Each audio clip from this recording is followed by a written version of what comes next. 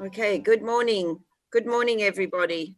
My name's Gemma Van Houdren. I'm the Director of the Statistics Division in UNSCAP, based in Bangkok. It's very lovely to be with you here this morning or this evening, wherever you may be. I have the great honour of moderating Session 1 of the 6th International Conference on Big Data for Official Statistics, being brought to you today by our hosts, Statistics Korea, as in conjunction with the Global Working Group on Big Data for Official Statistics, United Nations DESA Stats Division, and many partners, including my own organisation, SCAP Statistics Division. This high-level panel will discuss the role of data, including the role of big data and the statistical community in the COVID-19 response and the implementation of the SDGs. We have with you a very exciting lineup of 7 distinguished speakers this morning. Our session will be in 2 parts. The first part, we've invited the UN's chief economist and the Mongolian Minister for Labour and Social Protection to speak to us from a policy and political perspective on the role of data in the community in COVID-19 and SDGs. Thereafter, we're followed by 5 statisticians, official statisticians from across the globe, several chief statisticians, as well as heads of methodology and data and insights.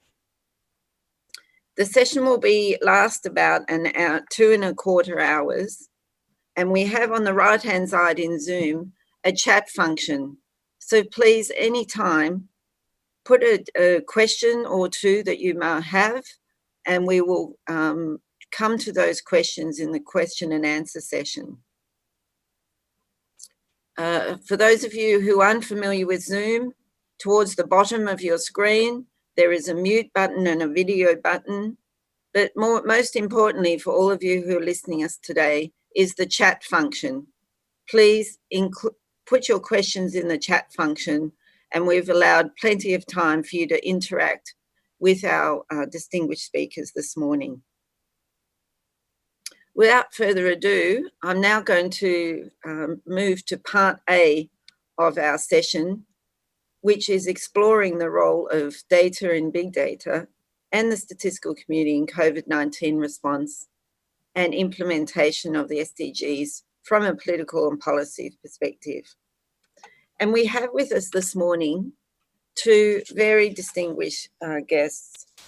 First of all, we have with us Her Excellency Ms. Ayush Arianzi, and for short, we're going to just call her Minister Ayush. Many of you know Ayush from when she was the chairperson of the Mongolian National Statistics Office from 2016 to 2020. However, just this year, just several months ago, Her Excellency Minister Ayush became the Minister for Labour and Social Protection in the Mongolian Parliament. She was also, while she was chairperson of the National Statistics Office, co-chair of the high-level group on partnerships, coordination, capacity building, and chair of the Paris 21 board. It's a great pleasure to invite, to have with us here today, Minister Ayush. We also have with us Mr. Elliot Harris, who is the Assistant Secretary General for Economic Development in the United Nations Department of Economic and Social Affairs. He's also the Chief Economist of the UN.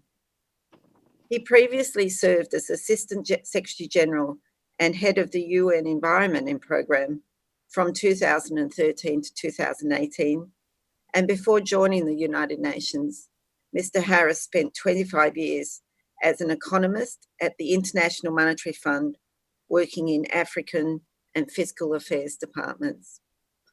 So I do hope you understand the really valuable insights that we will get from both Minister Ayush and from Elliot on the policy perspectives of COVID-19 and the statistical community. This session is going to be in what's called a Davos-style interview or a fireside chat, if you like. And the focus here is to ask a question of each speaker, who will then give a response. I'll then move to the next speaker and so on. But please, we have allowed a lot of time for questions. So please, as we hear from both Minister Ayush and Mr. Elliott, please do put your questions in the chat box. So to start off, I'll address my first question to Mr. Elliott. You're appointed as Assistant Secretary General for Economic Development and the Chief Economist in 2018.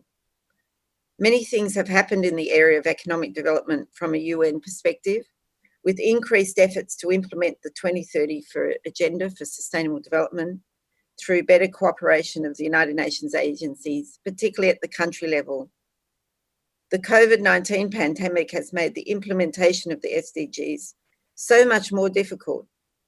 How did the UN respond to these challenges, and how important are data to inform and support the policymakers? Mr. Elliott, over to you.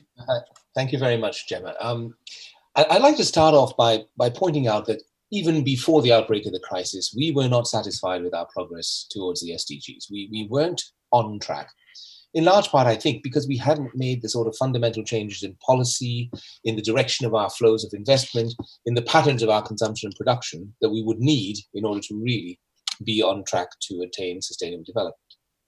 What COVID has done, it's come in and complicated all the efforts. We have the shutdown of economic activity, have the unprecedented loss of income and of jobs, and all of this is threatening to reverse the progress we've made, not just since 2015 under the Sustainable Development Agenda, but in fact going back to the beginning of the century with the Millennium Development Goals.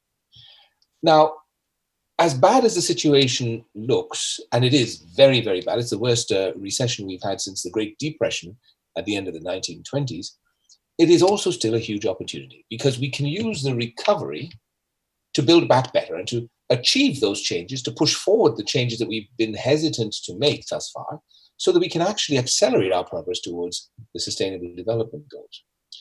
Now, the UN had set itself up to support the whole effort about sustainability through a reform of the development system, including the resident coordinator system, the common country assessments, and the UN Development Cooperation Framework.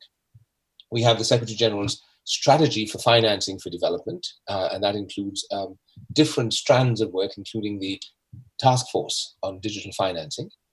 And we've had recently, since the start of this year, the Secretary General's call to a decade of action to accelerate the SDGs. So all of this should help to shift us into an accelerated mode towards the Sustainable Development Agenda once we get the recovery underway. But for all of this to happen, data and statistics and other information are absolutely critical. For one thing, we do need to understand that the COVID-19 crisis is affecting us all, yes, but it's affecting us all in different ways. And there are some groups that are more adversely affected than others. And this points to the need for a disaggregation of the information that we're collecting, the data, the indicators, so that we know who's doing worse or relatively well, and how well are our various interventions working. We know that the UN country teams on the ground are trying to design response programs or supporting the response programs that governments are putting in place. And for that, they need to draw on data that exists, statistics and analyses, reviews, research, and so on. And they have to understand what data are out there, but where are the gaps. They also have to go beyond the official national statistics, and they have to draw on data from all sorts of different sources. This could be big data, it could be national surveys, it could be assessments, targeted surveys, and it should all be done bearing in mind the available technology and taking full advantage of whatever information is there and trying to draw from it reliable information to be used to inform policy. But I think, again, one of the most important aspects that we have to pay attention to is we have to have that necessary disaggregation by income, by gender, by geographical location, by age, but also by the various other grounds for discrimination or distinction, because that is the key to the COVID response. The COVID affects us in different ways. We have to respond in an appropriate manner. And for that, we need to have those special types of disaggregated data.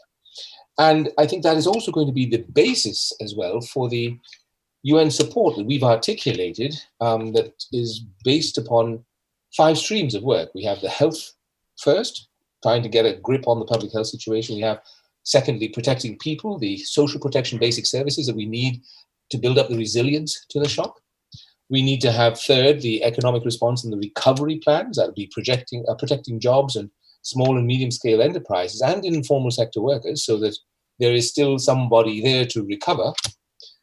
Fourth, we have the macroeconomic response, multilateral collaboration. And fifth, we have social cohesion and community resilience. And for all of these, we need to have a very firm evidence base, again, with detailed and disaggregated data so that we can be sure that the policies we put in place, the interventions, not just in the emergency phase, but also in the phase of recovery, that these are appropriate and have the greatest chance of leading us out of this difficult situation back onto the path of sustainable development.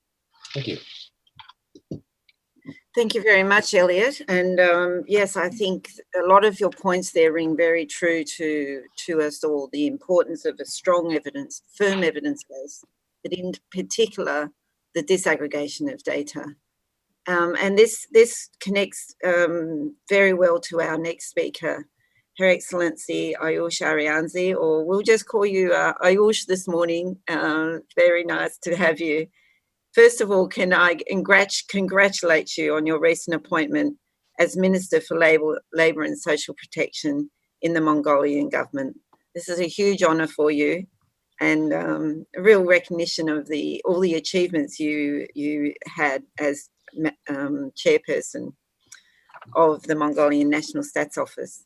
Before inviting you to speak in your new capacity, though, can I first invite you to share your reflections as chairperson for the last 5 years of the Mongolian National Stats Office? You led the organisation through 5 years, and during this time, many improvements could be seen in the Mongolian Statistical Service. You were active as chair of Paris 21 and co-chair of the high-level group on partnerships, capacity building, coordination. But I think the one thing that stood out for me was your real passion around data availability, data access, and user experiences, making users such as Elliot have a good experience with the official statistics that Mongolia produced. Can you share with us some of your reflections on why you felt these were the priorities for you at the time? Minister Ayush, thank you. Over to you. Thank you so much. Good morning, everyone. First of all, I really thank you for inviting me to this big event and giving me also an opportunity to meet all my statistical colleagues once again. When I was appointed as chief statistician in Mongolia in 2016, the first thing I did was to establish a public relation unit, which would work on dissemination of the data and not only just dissemination. You see, our office is by now almost 100 years old, 96 years. But people are still not used to use statistical data widely. And nowadays, in this era, people's behavior is changing. We are having IT development. The use of social platforms of the people is unique and very high. Even a recent study said that visual data is processed by human brain 60,000 times faster than just written text. So, and also 90% of information transmitted to the brain is visual. So in Mongolia, we have redesigned our website and also the mobile application, made it more user-friendly, put also all the data that we have openly available and free of charge in all formats. We also have explained all the data that we have with infographics and easy language. It is important to be understandable for the people. So the policy decision makers are also normal people. So with this, we have raised user numbers of our website, for example, 5 times just in 3 years. Also, we are on place 11 out of 178 countries worldwide on openness and coverage of statistical data. So people are usually afraid of the things they don't understand and they do not trust you. So if you are open and understandable, then people are friendly to you, they start to trust you, and they also play with the data, and they really then evaluate all the policies that government is doing, and this is a big part of the being understandable. So here plays a big role also the capacity building of statistical agency itself, but also increase of data literacy of the people. So what I did advise to my chief statistician colleagues was to be statistical champions themselves, to come out of their offices and promote their invaluable work, be brave, be loud, be policy relevant, to come out of their conservative shells and innovate with data availability. Also give access and share the user experiences. The audience of national statistical offices is very broad, not only governments, but also public, academia, businesses, and not only local, but also international ones. So we shouldn't be just talking to ourselves, but to everyone, and not only in your country, but also to the other international community. So it is important to work not only in your native language, but also in English or other main foreign languages, in order to be competitive and be on the same global development stage, to learn from each other. So at the UN high-level group on partnership, coordination and capacity building for Agenda 2030, where I have been co-chairing, we have been organizing World Data Forum, for example, which tries to bring in both users and the producers' narrative. So the next World Data Forum was out to be in next October in Bern, Switzerland, but it is now postponed until next year, and we will have in a few months or next month a virtual pre-World Data Forum. As also today's International Conference on Big Data for Official Statistics is also one platform for sharing experiences and to learn from each other, because the higher developed countries, of course, are the ones who lead the statistical world, and we are the one to learn from them. So I thank you with this. Thank you very much. Thank you very much, Minister Ayush. And I think you've made some excellent points there. I particularly like this: be brave, be champions, be competitive. And get your voice out there at the local level, at the national level, but also at the international level. So it's a real pleasure to have you here at this international event, getting your voice out here today. I'll now turn back to Mr. Elliott. Mr. Harris, you are really challenging the policy community at the moment to think beyond traditional measures of economic progress like GDP. Recently, you actively participated in discussions on the future of economic statistics. Headlines on the economic situation, though, are still very focused on fluctuations in GDP. We see this in the COVID-19 analysis that's underway, especially in this crisis like caused by by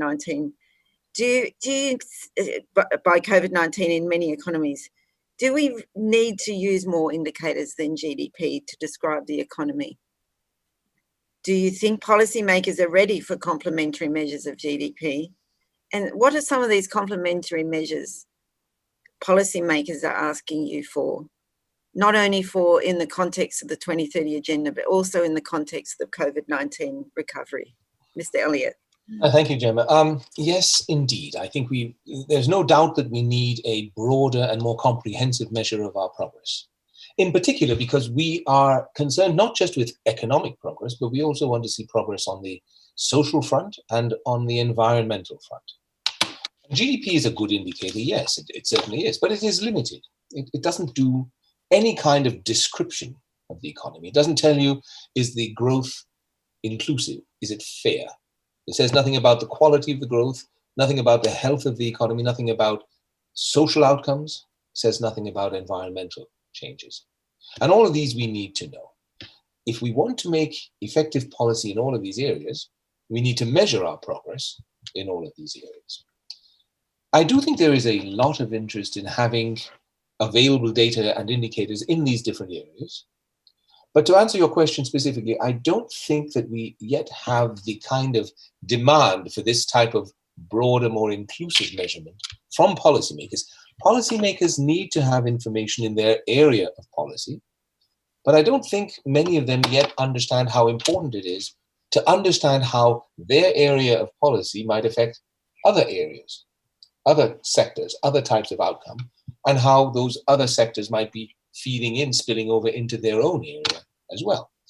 And so I think we need to raise the awareness that if we're going to have proper and consistent and comprehensive, effective policies, we need to look not just at the area that we are concerned with, but we need to look across the entire society, across the entire economy. So the first challenge, I think, is to ensure that all of the relevant data is being used to make decisions, to set up the evidence base for making policy. And not all of the relevant data is going to come from your sector. It could come from somewhere else. But the second challenge, and in my eyes, the more important challenge, is to link these different strands of data and information together so that all of the relevant data from different sectors can be integrated into the decision-making process, into the policy-making process. And that allows us to assess the impact of policies in one area on outcomes in other areas. And I think that's critically important too. I do think, however, that we're on the right track. Mm-hmm. And I'm going to say this now, not because this is a meeting of statisticians, but because it's the simple, inalienable truth. The global statistics community is really advancing extremely well in all of these relevant areas. I see what has been happening in the system of environmental and economic accounts, and we are likely to see some major innovations in the system of national accounts in the next few years as a result of this work. We see an awful lot of work going on among the statistical community on the future of economic statistics. And I've been closely involved in a lot of that. And what I find really interesting here is that the statisticians are asking the economic policymakers, what information do you actually need? And that is something that when I started out in economics, that question was never being asked. It was what it was. You know?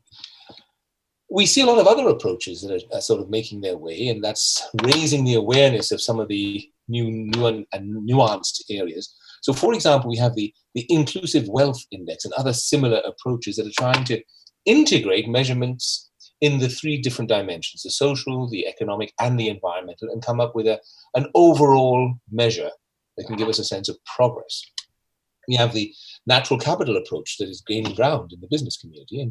And that's really interesting because they are starting to realize that business also depends on a healthy environment if you want to be successful. And then we see a lot of change happening in the whole area of business management and financial decision-making. We think of things like impact investing or environmental, social, and governance factors being used in decision-making and in management. We see reporting and disclosure processes becoming more and more important. And all of this is putting a premium on generating detailed information, data, and using those data in making decisions. And I think that will set the stage now for a rising demand by policymakers everywhere for more information, more detailed, more disaggregated data, and that they will increasingly demand this in order to be able to make the kinds of decisions that we'll have to make if we want to achieve sustainable development. So I'm cautiously optimistic. That's wonderful. It's wonderful to be hearing from two very optimistic people this morning. It's a really great way of starting the day and of starting this international conference. Thank you very much, Elliot. That was a great response. Minister Ayush, you are in a very unique position now of having worked as both a chief statistician and now as a minister in the Mongolian government. This is a fairly unique career pathway and something that all of us hopefully can aspire to. Can I now invite you to share your reflections on the data opportunities, including the big data opportunities that you see as a minister? And I understand that there in Mongolia, in just your short time since you've been minister, a new platform for social protection is being established in Mongolia. Perhaps we could invite you to discuss this new initiative of a social protection platform, which is so critical to the COVID-19 response, and the role of the data and the data ecosystem in this social protection platform? Minister Ayush. Thank you. I must say at first that I totally agree with Mr. Elliott about the intersectorial collaboration and setting up such a platform. That's where the role of statistical agencies has to be raised. Now we talk not only about being producers of the data, we are talking about more being a manager of data stewardship. So better data, better lives. I am sure all participants of today have heard or said this phrase even more than once before. But what is missing between the lines, between better data and better lives, is of course better policies, better decisions. Only then we can change lives for the better. When I was at NSO, I said, please use the data that we have. We made it open, we made it understandable. We are on place 11 worldwide. So you are the one who is not using the data that we are producing, or statistics. So now I am on the other side of the table. So now I have to use the data that is available there in order to have better policies. So what am I going to do now as a former statistician? As a former statistician, I know which agency has what kind of information. So now I am in position to unify the government data systems into one platform in order to have better and smarter decisions. So just a few days ago, we have launched a new platform for social protection, where people can register online for their needed kind of a social protection program and get online verification of around 40 documents of the government agencies. And they do not need to come to our office. So all the information required, we get through a secured system from government agencies. So this is from the user-friendly side. From the other side, we are going to use business intelligence programs to see, in order to see what is the age of the household, how many people are in the household, what is the education, and what are the other possibilities to get them out of poverty, maybe, or and so in order to have more targeted social protection. So this platform will allow to segment population on their needs for social protection. The platform for social protection, but as you can see, it is being established so people do not have to provide the same data that the government has on the people and do not require it multiple times. This is very good for our people and shows how the government can work together across silos within the government. This approach is very important for official statistics too. As a former statistician, it was sometimes very difficult to get access to the government's data. The administrative data. The use of administrative data, the coherence of the data is very important. The data is shared across the system. Administrative data can be used for official statistics. So the administrative data can be brought together with the survey data. It is not whether administrative or survey data. So it can be enriched and it can be more relevant for official statistics. We see this in area of civil registration and vital statistics. But it is also important in other areas like labor statistics, air pollution, mining, and gender, and all important issues that we have. So even it is more cost effective for governments, not spending scarce resources multiple times on the same information that we can actually use with just a little bit of partnership and collaboration. Especially now during COVID-19 times, data sharing, real-time data is very important in order to have precise, timely, and smart decisions to leave no one behind. this conference on big data and of official statistics gives us an opportunity to share experiences across the global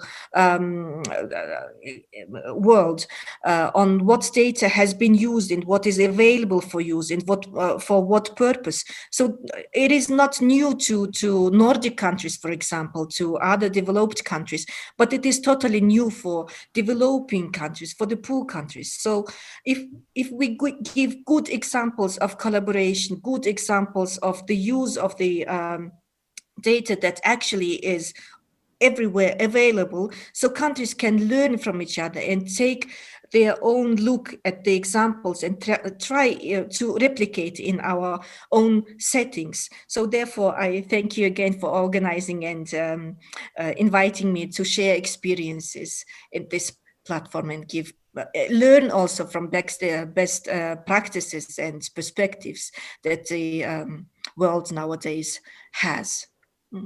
I thank you. Wonderful. Thank you very much, Ayush, and also to you, Elliot. So as we've been discussing here this morning, we've had several questions come into the chat function. So I'm now going to ask these questions of you.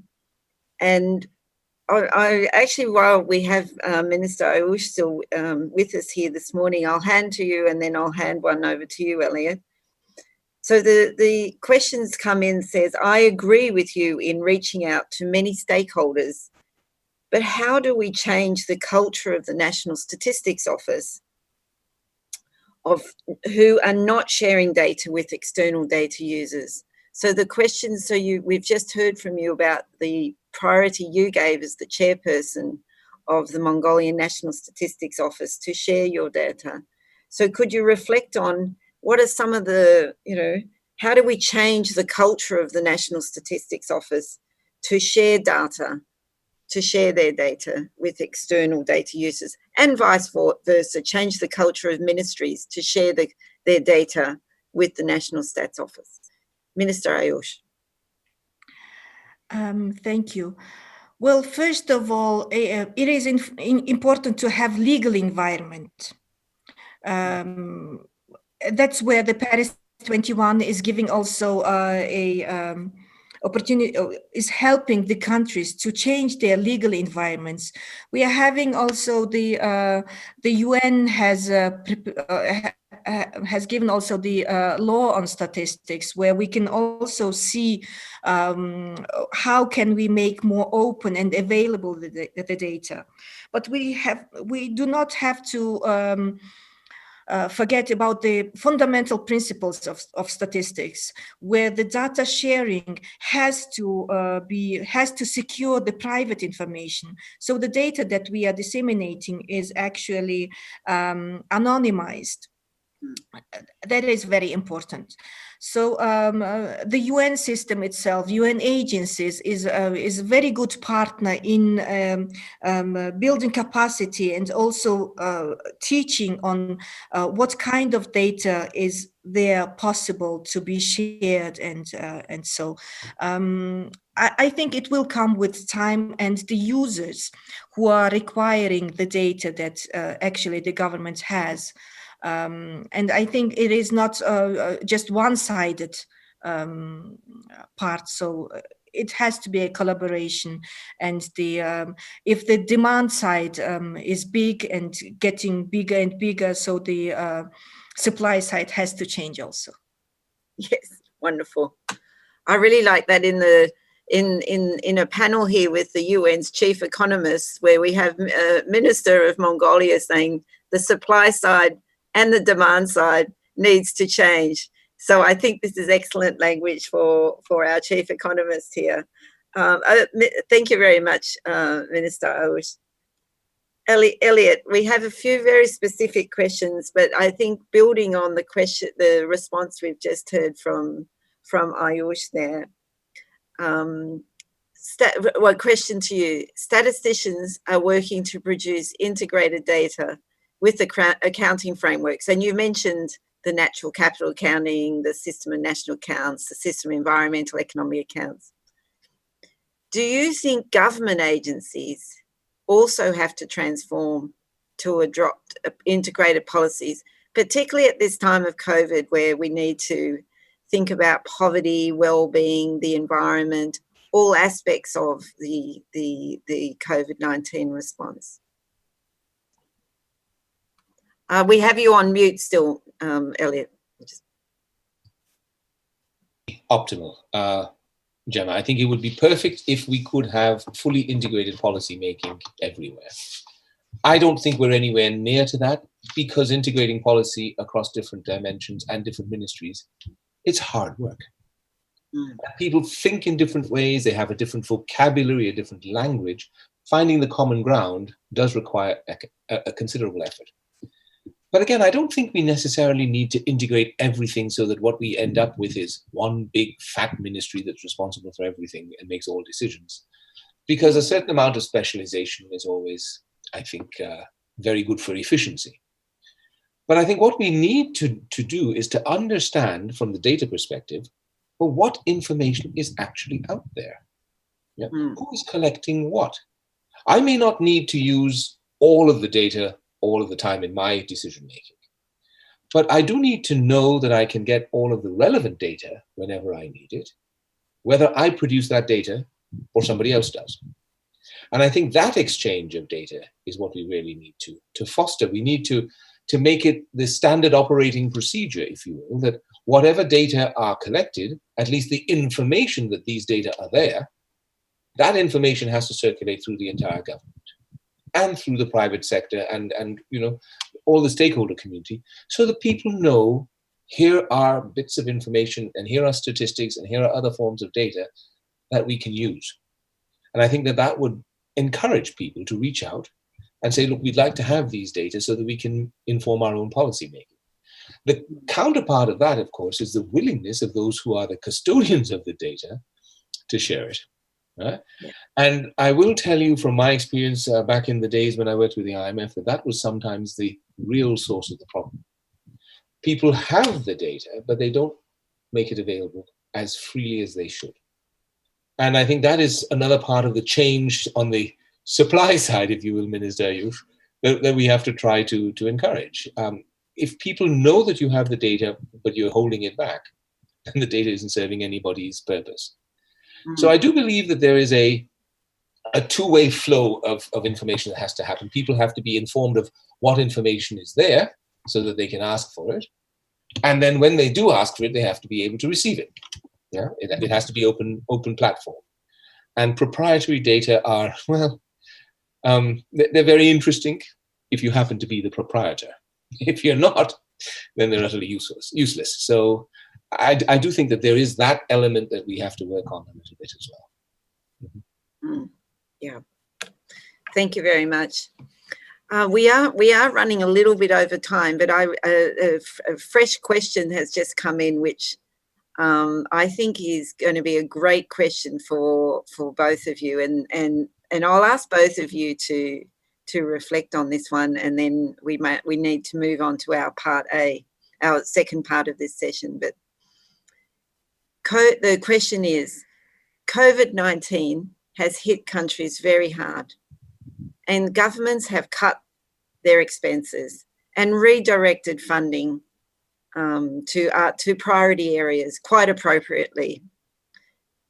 But NSOs often need more funding, not less funding, to be able to cope with the increasing information demands. How can we deal with this dilemma? What are some of the tips, or how best do you think national statistic officers at this time of COVID-19 can best deliver on their mandates while the government is under these tight fiscal situation? Elliot, we have you on the line. Let's start with you and then we'll go to Minister Ayush. Elliot. Thank you, Gemma. I think that is going to be the question that plagues us all in government policy for the next 10 years, because we're going to have another decade of trying to catch up with what we've lost here on the public finance side. Look, I think perhaps one way of dealing with this might be to say the statistical function is not only the domain of the National Statistical Office. The National Statistical Office is where the expertise resides. It's where the standards are set. It's where the overall quality control happens. But they are not, the statisticians are not the only ones who collect data. Yeah? And perhaps that's what we need to do, is we need to pool those data collection efforts, preferably under the leadership of the National Statistical Office, so that they don't have to carry the entire burden of data collection and compilation. Yeah? Now, that would mean perhaps that the Statistical Office has to be a little bit more engaged with the various other parts of the government and non-government stakeholders who produce data. And one has to be a little bit more cooperative, perhaps, in making sure that everybody understands what is going on. But if one could find a way to satisfactorily delegate parts of the data and statistical function to others who have an interest, a vested interest in a strong overall statistical function, then perhaps that might take a bit of the pressure off the budgets of the NSOs. But it would make more pressure on the side of their supervisory role, their making a quality control role. But perhaps there's a happy medium to be found there. I do think it would be very difficult to envisage that any statistical office in the next 2 or 3 years will get all of the money that they'd like to have. And many of them will have to deal with budget cuts going forward. So we have to be very innovative in how we manage this. It's not a solution, but perhaps it's one way of looking at it. Wonderful. Thank you very much. Thank you. So in statistician speak, it's about strengthening our national statistical systems, not just our National Statistical Office. This is a great, and this question here came from our chief statistician of Suriname, Mr. Snow, who many of us also know from the UN Statistical Commission. So great response. Thank you, Elliot. And I'll now ask Minister Ayush, over to you. Yeah, Mr. Ivan Snow, thank you for your question. With Mr. Elliott, I totally agree again. It is not one part, one side game. So we have to play together in this game. The table is round, you know. The most important thing now is to sit around the table, to come out of your offices and just to talk, you know, what the government needs, what statistical office has, what are the possibilities. Partnerships and the collaboration is important, not only of the NSOs, but also in the system. We know that each and every country has unique systems. Some are having centralized system, some have decentralized system, but the people and the country is one. We have the same problems. So with the government, we have to sit together and maybe even if the cuttings are impossible if the cutting is coming ahead of us and it is sure we are getting budget cut, then we have to sit again together and talk. Look, what you need as the most priority, what can we set back? And only then we can have smarter budgets and smarter decisions. So national statistical offices are now not only producers of the data, not only the old in their old structures, in their old roles, but we have to be now data stewards and help also others to understand the data and be louder and play a bigger role. So I ask also the governments to pay more attention to the statistical officers and to give them a higher voice and just be in this together. I thank you. Wonderful. Thank you very much. Thank you very much to both our panelists this morning, to Minister Ayush and to Mr. Harris. This has been a really great start to the International Conference on Big Data. Ladies and gentlemen, we've just heard from two wonderful speakers discussing from a policy and political perspective the role of data and including big data and the statistical community in the COVID-19 response and implementation of the SDGs. And I think some of the really great points we've had here was about being brave, being collaborative, be a champion partner. all of these very great bits of advice. But I do want to, I think, just stress that statement that we've just heard from Minister Ayush, that you as national statisticians and policymakers in your government, you're all working for the same country. So you're one. So think of how best can you support your country, and who do you need to work with within your country to support your country to respond to the COVID-19 pandemic and its impacts on people, society, the environment, and the economy.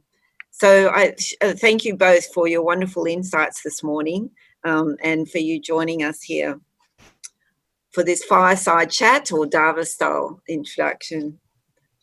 We're now going to move to our second part of part B of this session, where we're going to hear from 5 very distinguished official statisticians on their perspective on this topic. And I'll introduce each one of them to you as we move to them. And then we have time for a question at a question. We hope to have time for a question at the end of each speaker, and then we have time for questions at the end of the session as well.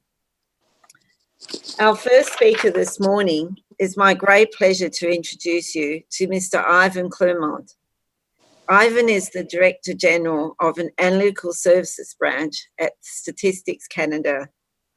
In this position, he is responsible for leading several research teams that provide authoritative expertise and which produce high quality, relevant and timely information on economic, health and social issues that are important to Canadians, to government, to non-profit organisations and to institutions.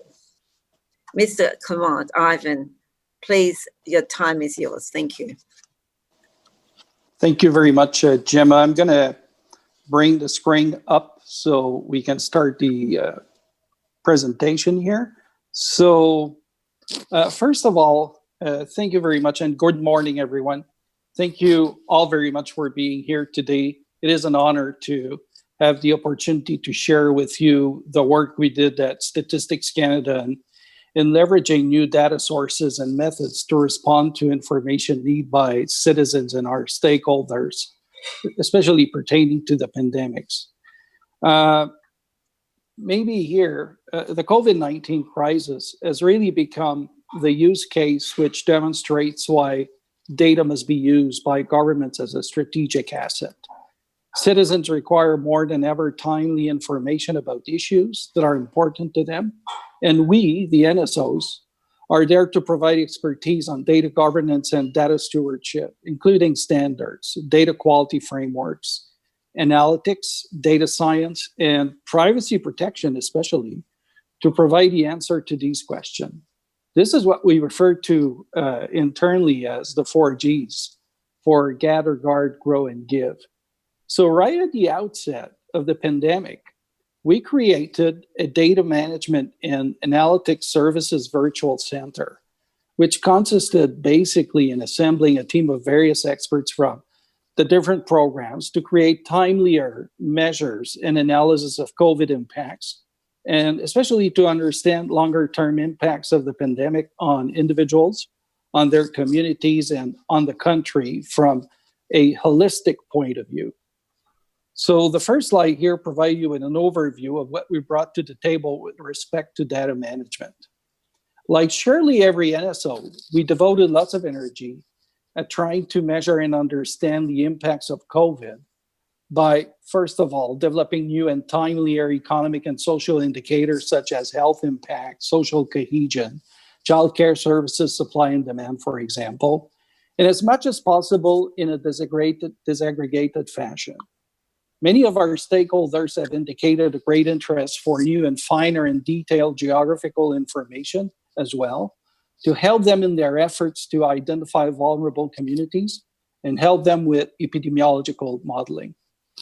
Our health department has also asked us to create a dashboard that provides new near-time information on demand and supply of personal protective equipment, which will eventually include testing kits and vaccines. So far, since the beginning of the pandemic, we released more than 200 statistical products, including more than 175 short studies and analytical pieces that do address the impact of COVID and how the recovery is taking place.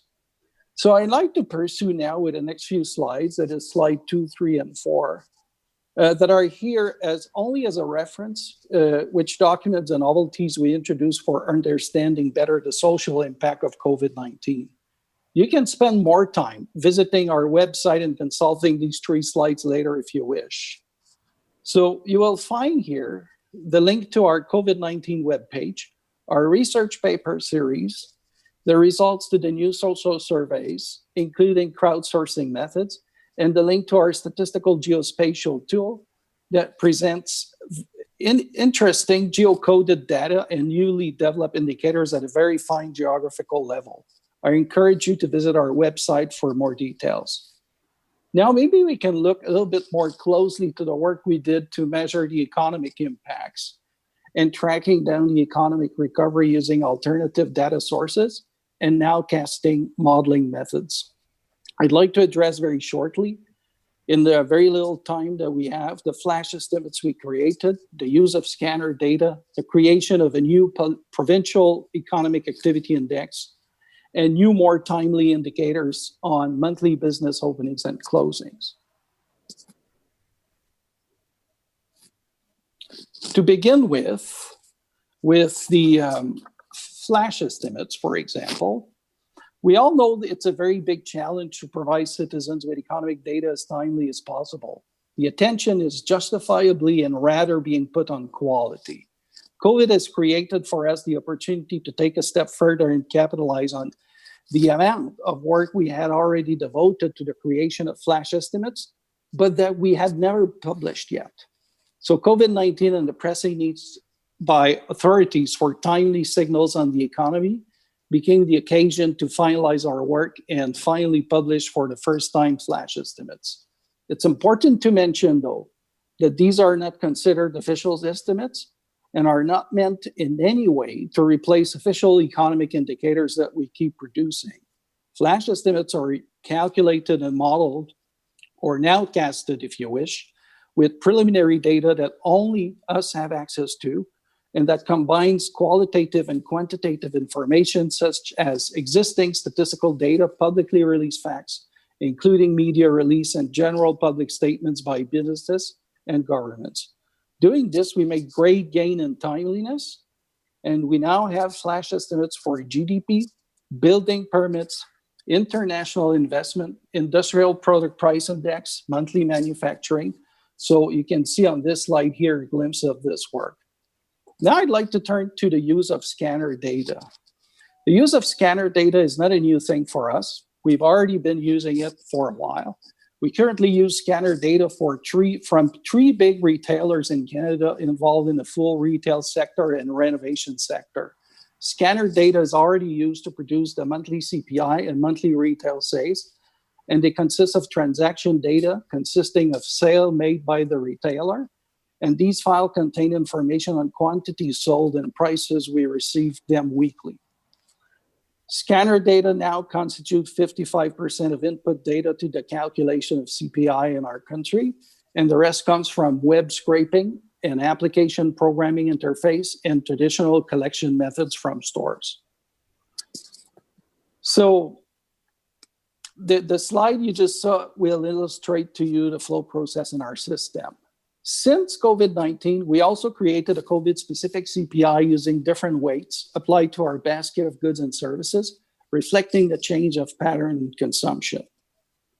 So we stretch the use of scanner data, in this case, to also analyze consumption pattern change in a more timely way. Using scanner data enabled us to create advanced indicators of consumption 2 months before waiting for official retail trade data. So we published a number of articles on changing consumer behavior during the pandemic. And on this chart here, you can see changes in consumption, for example, on cold remedies, masks, gloves, and hand sanitizer. On the next slide here, You can see some experimental measures we constructed and that can be used as early indicator of GDP movements. Those indices we created were designed to correlate with real GDP movements, but are much more timely. A first version of these were published in July, representing the economic activities of Canadian provinces up to March 2020. These indicators fill an important information gap as no comprehensive measure of subnational economic impact of COVID and post-pandemic recovery will be available before.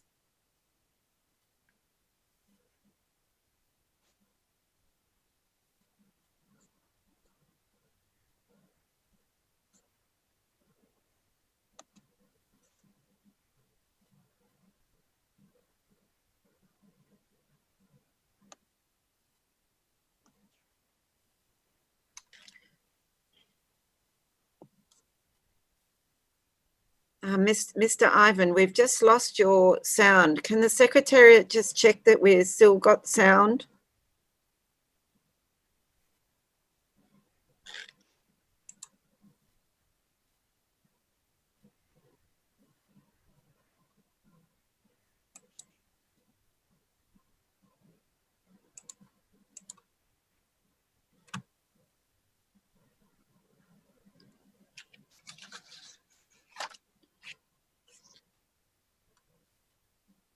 Secretariat, it's Gemma here from the moderation.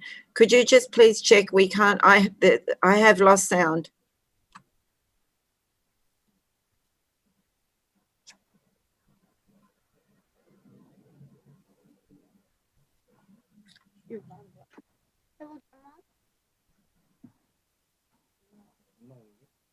Secretary, CoStat, could you please check sound?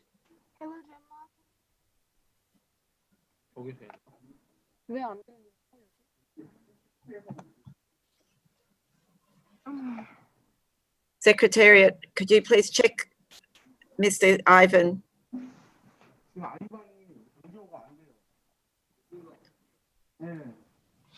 Yeah, Gemma, we are checking it out here at Stat Korea.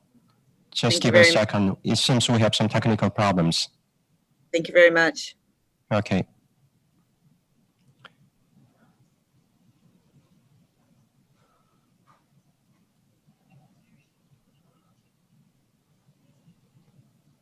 Ladies and gentlemen, we just have a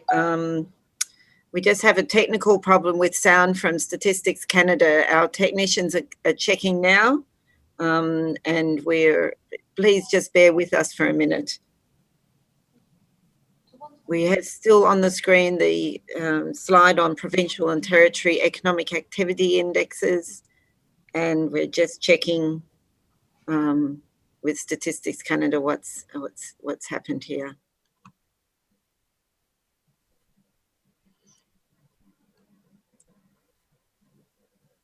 While we're waiting, thank you very much for engaging through the group chat.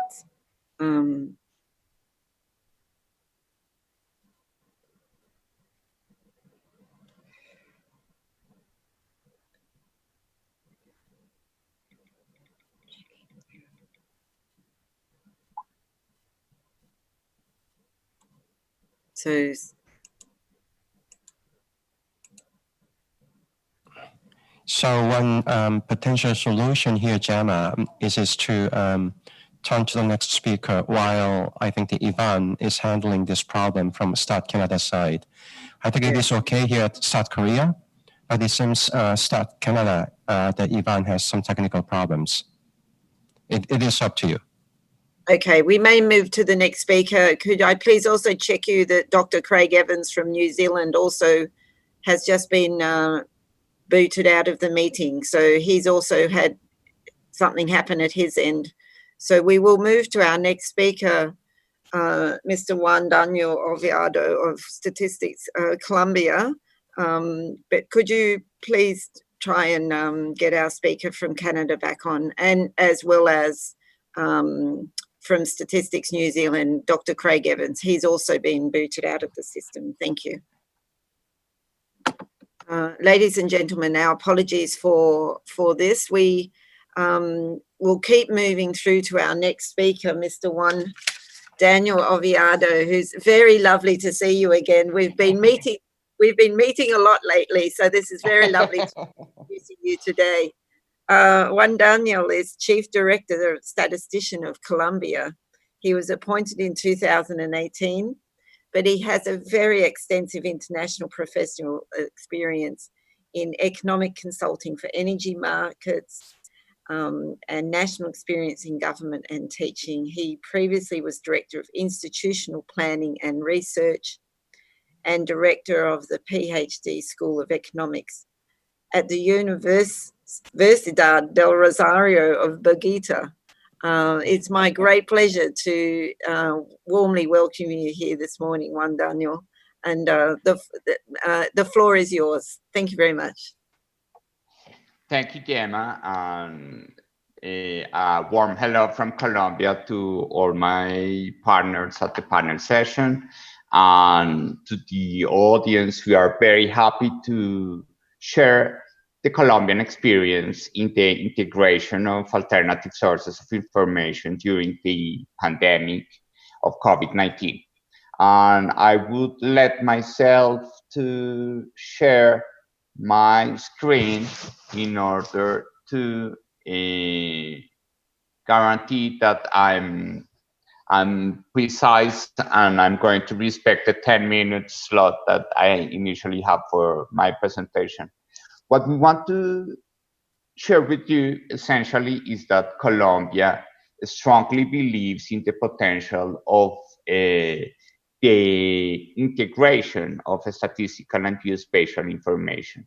We believe that the international statistical community has developed a very sound framework in order to allow hands-on integration of statistical and geospatial information, under which we believe that the principles that have been already set in several international fora are strategic in order to allow, as Elliot was mentioning at the beginning in the earlier session, that we allow to produce granular information that respects some standards and good practices, and at the same time that allows public policy to make decisions based on evidence to improve the sophistication of analysis, which are very necessary during the pandemic of COVID-19, and also to empower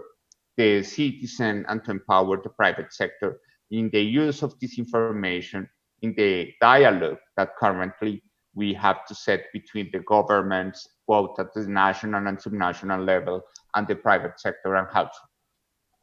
Colombia has been doing a strong effort during the past years to use satellite images in order to compute SDG 11 indicators.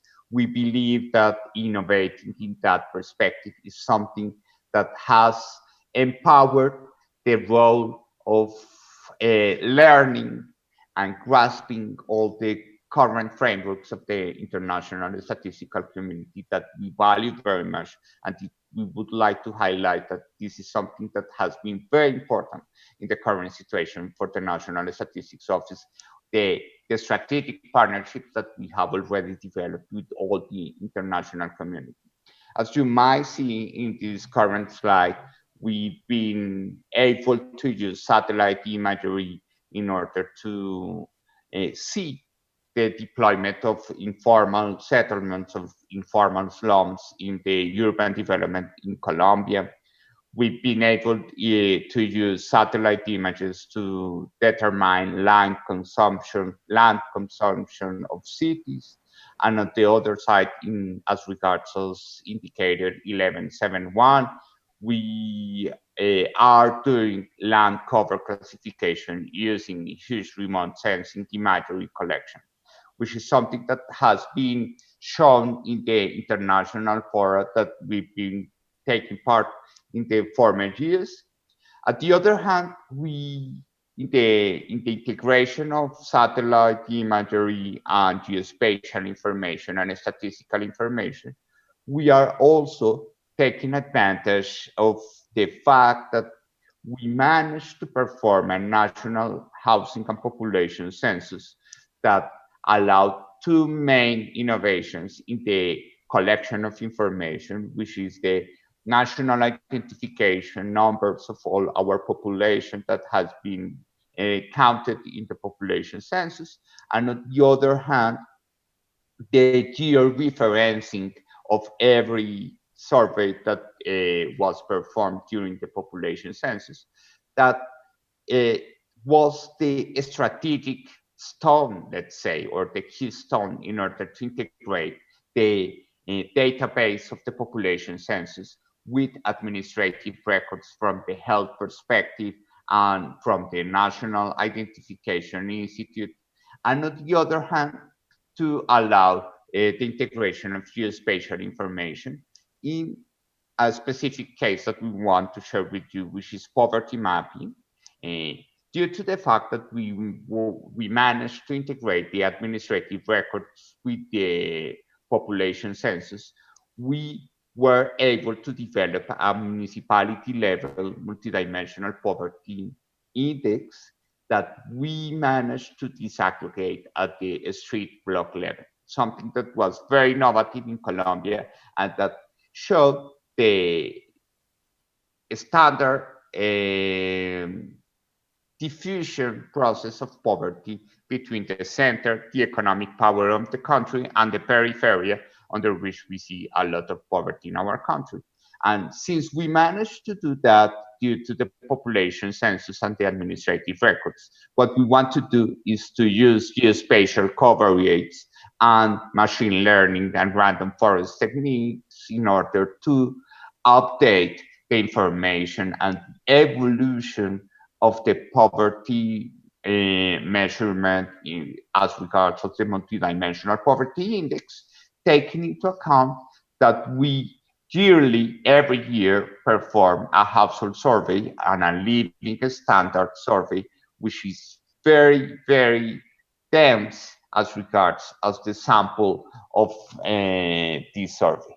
On the other hand, during the COVID-19 outbreak, we are currently using and managing nighttime data in order to develop socioeconomic measures from the productive sector in our country. So this is a project under which we want to complement and to enrich the framework of economic statistics from the current situation, the present situation, under which we want to integrate a nightline data sets, as you might see, the VNP 46A1 radians, in order to integrate this information with the geolocation or the geo-referencing of the main enterprises that are part of our business register, in order to see which has been the effect and the localized effect, as our colleague from Canada was showing from the territorial perspective or subnational perspective, which were the differential shocks that we had from the lockdowns and the outbreaks of COVID-19 from the productive sector. And something that has been very, very successful has been the early estimation of manufacturing production, thanks to the integration of the administrative record of the manager of the electricity market in our country, which is a private company, but as it serves or develops a public service, is part of the national statistics system that, due to the legal framework, is mandated to share its information at a granular level with the National Statistics Office. So thanks to that, we managed to develop a machine learning, an econometric model in this perspective, under which we see the high correlation that in all our countries, the manufacturing performance indexes have with the demand of electricity consumption. And due to that, we managed to, a few weeks ago, to share with our country the early estimation of the manufacturing sector for the month of July, just with a 15 days lag in this revealing this information, something that has been very successful. And finally, we wanted to share with you the integration that we had with all this information and the visualization that we allow to all our citizens due to GeoVisors or GeoPortals that are very efficient, empowering the population, that how the information is centered at the citizen and the territory. And finally, we wanted to share with you another experience under which we are using and exploiting the administrative record from the labor market and the health insurance programs with the monthly survey for the labor market statistics in order to develop machine learning models under which we are able to estimate the informality levels in the labor market during the pandemic situation, due to the fact that we needed to develop a telephone platform for our household survey, because in the past we have a paper-based and with a present in contact survey with a mobile device, but we need to move fastly to a telephone operation, and this needed to shorten or to diminish the number of questions that we managed to survey with our households. And we, with the integration with the health records and the labor administrative records, we are estimating informality levels in our country and understanding another dimensions of the labor market impact of the COVID-19. And finally, just 2 minutes, we want to share with you in a very fast way the platform that we have in order to show the integration of all these sources during the pandemic situation. For example, here, every citizen could go, for example, to the city of Bogota in a very fast way, and they could see the main capital of Colombia with the integration of the United Nations Development Program in Colombia and the grant data.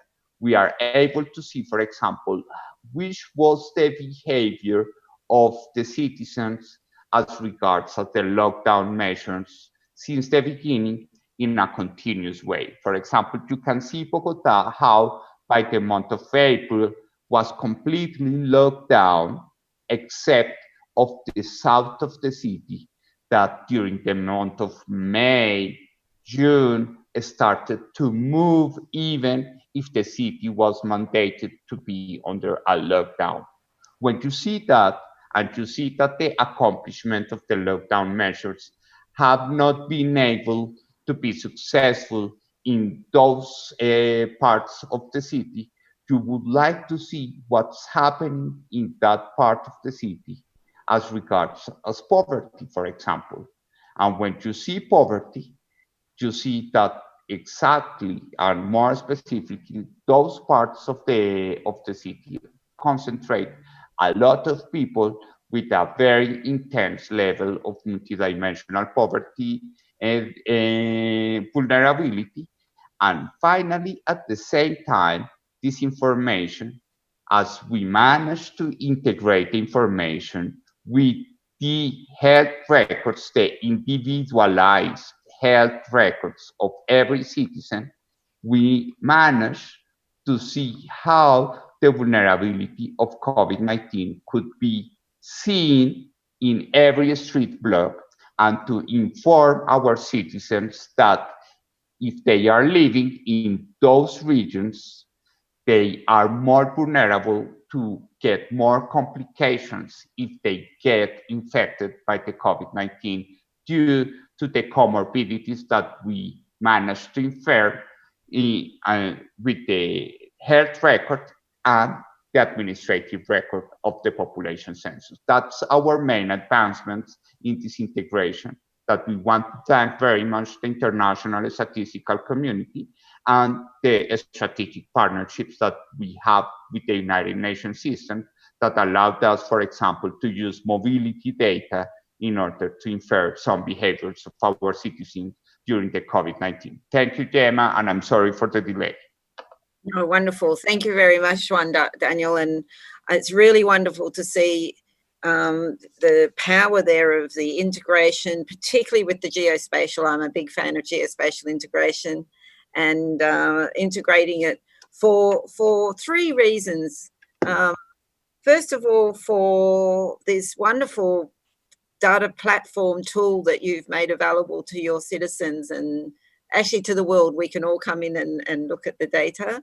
Secondly, to create sampling frames. And I think this is a very important thing under COVID-19 where we're all trying to, how traditional area-based sampling frames are not a bit more challenging under COVID-19 situation. So I think the example you've showed there for sampling frames, and then finally for the creation of statistics, and in your case for SDG number 1 there, which was just wonderful. So thank you for those 3 excellent examples, Juan Daniel.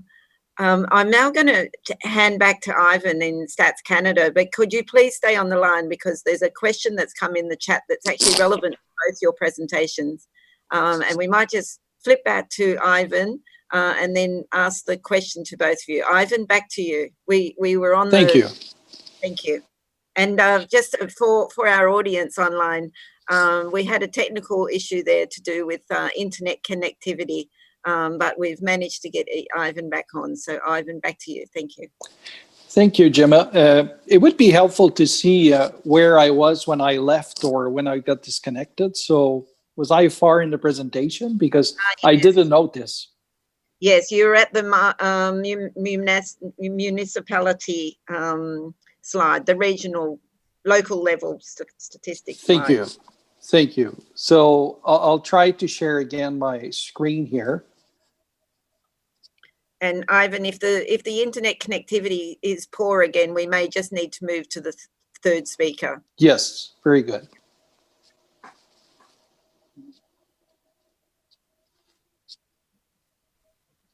So I believe this is where we were when we left. So I think this is an interesting slide because it expresses some new methods we use for developing advanced indicators of economic activities.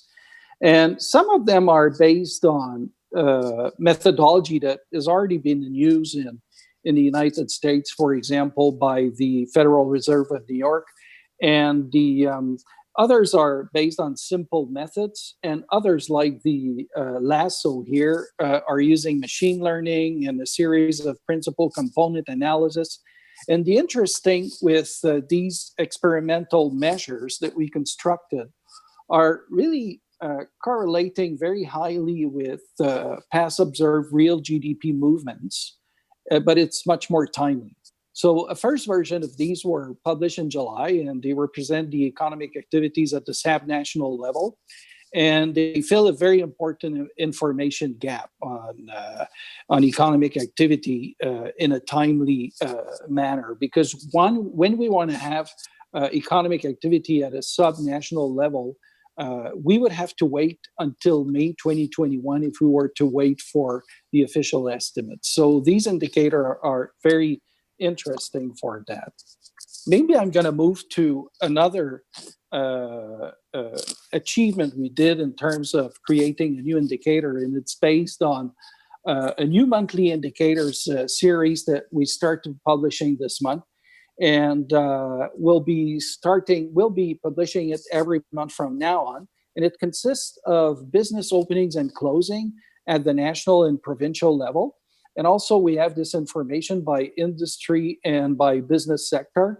And this indicator is based on data information that businesses are providing on a monthly basis to the revenue agency and to which we have access to. So what's interesting with this, and you can see on the graph here that there's a big number of closings happening just in April, and that's normal. This is where the pandemic hit the hardest here in Canada. So, and what's going to be interesting is we've already released last week numbers for May, and now there's still a high number of new closings in May, but less than in April. But what's going to be interesting is the pace at which the businesses are going to be reopening, and if these the closures that we've observed are going to be permanent or not. So we're going to have to wait a bit for that, but this is things that we're going to be following very closely.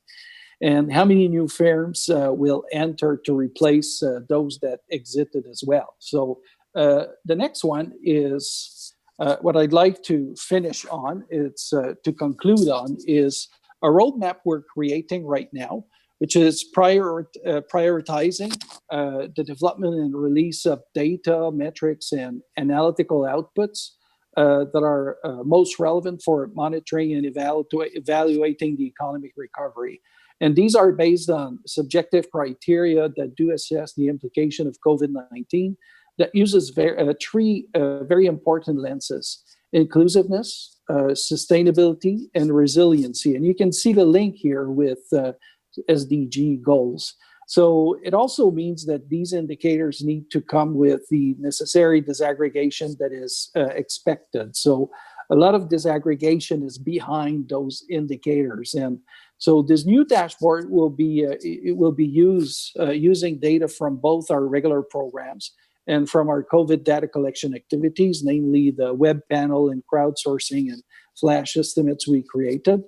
And they also map to the Canadian Sustainable Development Goals Indicator Framework, as well as to the Global Indicator Framework. So this is all in development right now, so stay tuned. And I'd like to conclude by saying that we're also exploring and making advancements in acquiring some private sector data to be able to improve timeliness and provide real-time information. But as you probably, as my colleagues can share with me, is that it's very difficult to acquire private sector data and to use it in a way that we are going to be encountering the least amount of ethical issues. So we're still working very hard trying to arbitrate between ethical issues here and the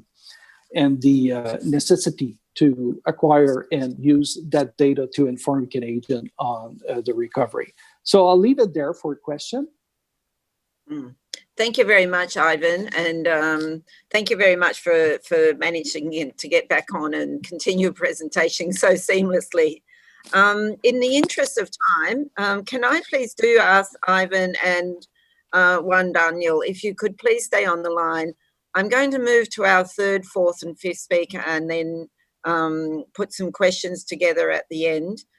Quite conscious that our session started about 15 minutes late, but we have a very good question coming in from Arif Musanahandi from BPS Indonesia around quality of the statistics produced using the big data. But in the interest of time, I may move to our third speaker, which is Dr. Kuchuk Surahantu, who is appointed the Director General of BPS Indonesia in 2016.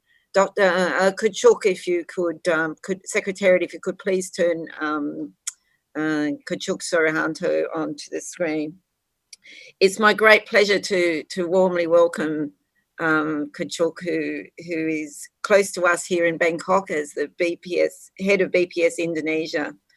Before becoming Director General, he was Deputy Director General for National Accounts, Director for Statistical Analysis and Development, Head of the Cross-Sectoral Analysis Subdirectorate, and also the Head of Food and Crop Statistics. And as you can see, he has been working across so many areas of statistics, and he's been with BPS Indonesia since 1983. You have seen a lot of developments over your career there, Dr. Surahantu. Please, the floor is yours. Thank you.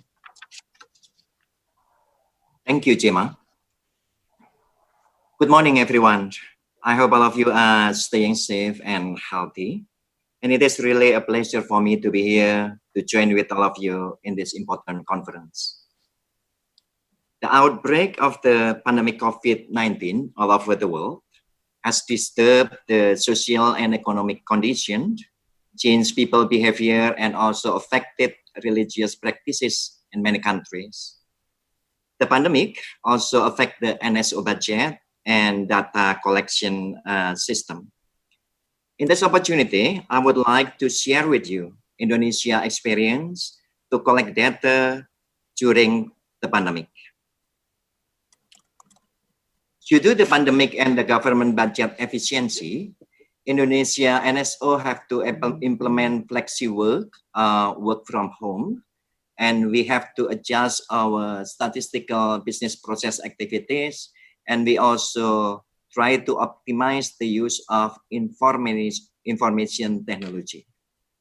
How does the pandemic affect our data collection mode? It will affect our population census. I will explain it in detail later. But we still commit that we will produce our strategic indicators such as inflation, economic growth, poverty, Gini ratio, etc. We still conduct face-to-face interview when eligible by implementing a health protocol, but we also conducted telephone interview, and we also conducted web crawling, especially price data, in order to support our inflation indicator. During the pandemic, PBS also conduct two different initiatives. We conduct online survey, which we call it socio-demographic survey on COVID-19 impact. The target is the household, and I think the number of respondents is quite big, 87,400 respondents. And we also conduct a survey on business actor. During the pandemic, we also use a lot of big data in order to get prompt indicators such as Google Mobility Index, e-commerce, flight tracker, accommodation, job vacancy, MPD, and also satellite images. Let me briefly explain what changes we conduct in the implementation of 2020 population census. Our population census is the 7th population census, and during this population census, for the first time, Indonesia implement combination method, which means we use administrative data from Minister of Internal Affairs as a basis data. And for the first time, Indonesia also conducted online population census. Our initial plan, we start our online population census on 15 February, and we are planning to finish it at the end of March. Because of the pandemic, we extended until the end of May 29th, and the total response is quite promising because we get total response around 51.4 million people. This is around 19% of the total population.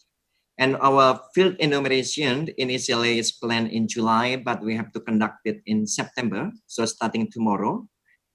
At the beginning, we are planning to do interview in all regions using PEPI and KP, but due to budget efficiency and the pandemic, we have to divide it into 3 zones. In the zone 1, we will do ground check and double, drop off and pick out, and interview only conducted in zone 3, while in zone 2, we conducted only ground check without detailed interviewing.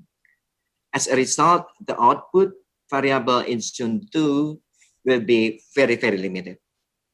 At the beginning, we are planning to hire 400,000 census takers, but due to the budget efficiency, we reduced the number of census takers, become 208,000 people, meaning that the census taker burden will increase.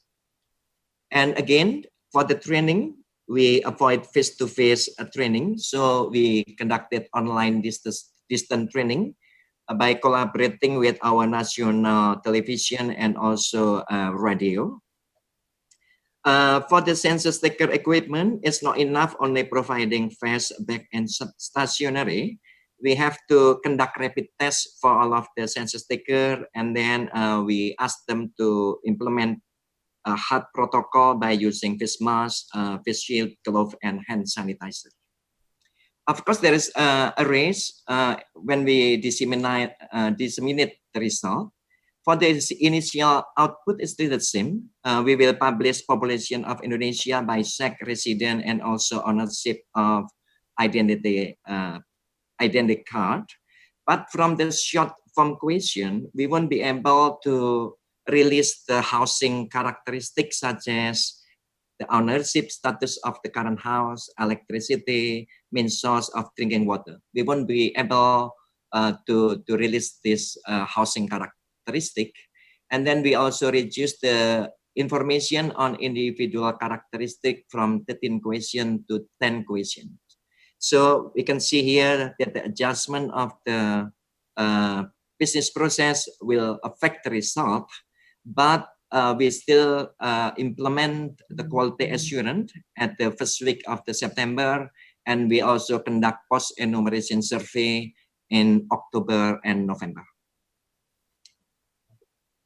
During the pandemic, we conduct two different surveys. The first targeting is the household.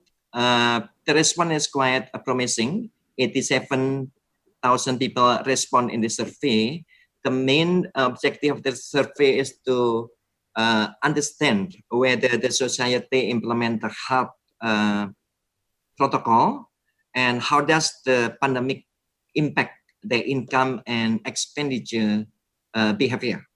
For example, the main result, we can see that 72% of respondents to physical distancing. Women are more obedient in applying healthy behavior, and respondents who are older are more complying with health protocol. All of the respondents experience a decrease in income, and the expenditure for the medical care spending increase.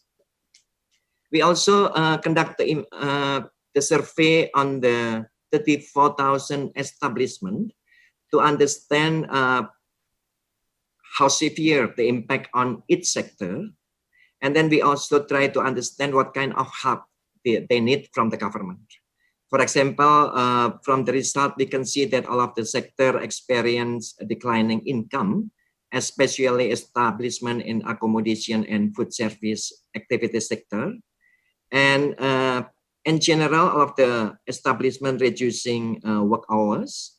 And then they also reduce their employees during the pandemic, which means it will increase the unemployment. We also use a lot of big data in order to provide prompt indicator. For example, using Google Mobility Index, we can see the mobility in grocery store for daily necessities. This information is very important because the increase of the mobility, meaning the increase of the economic activities.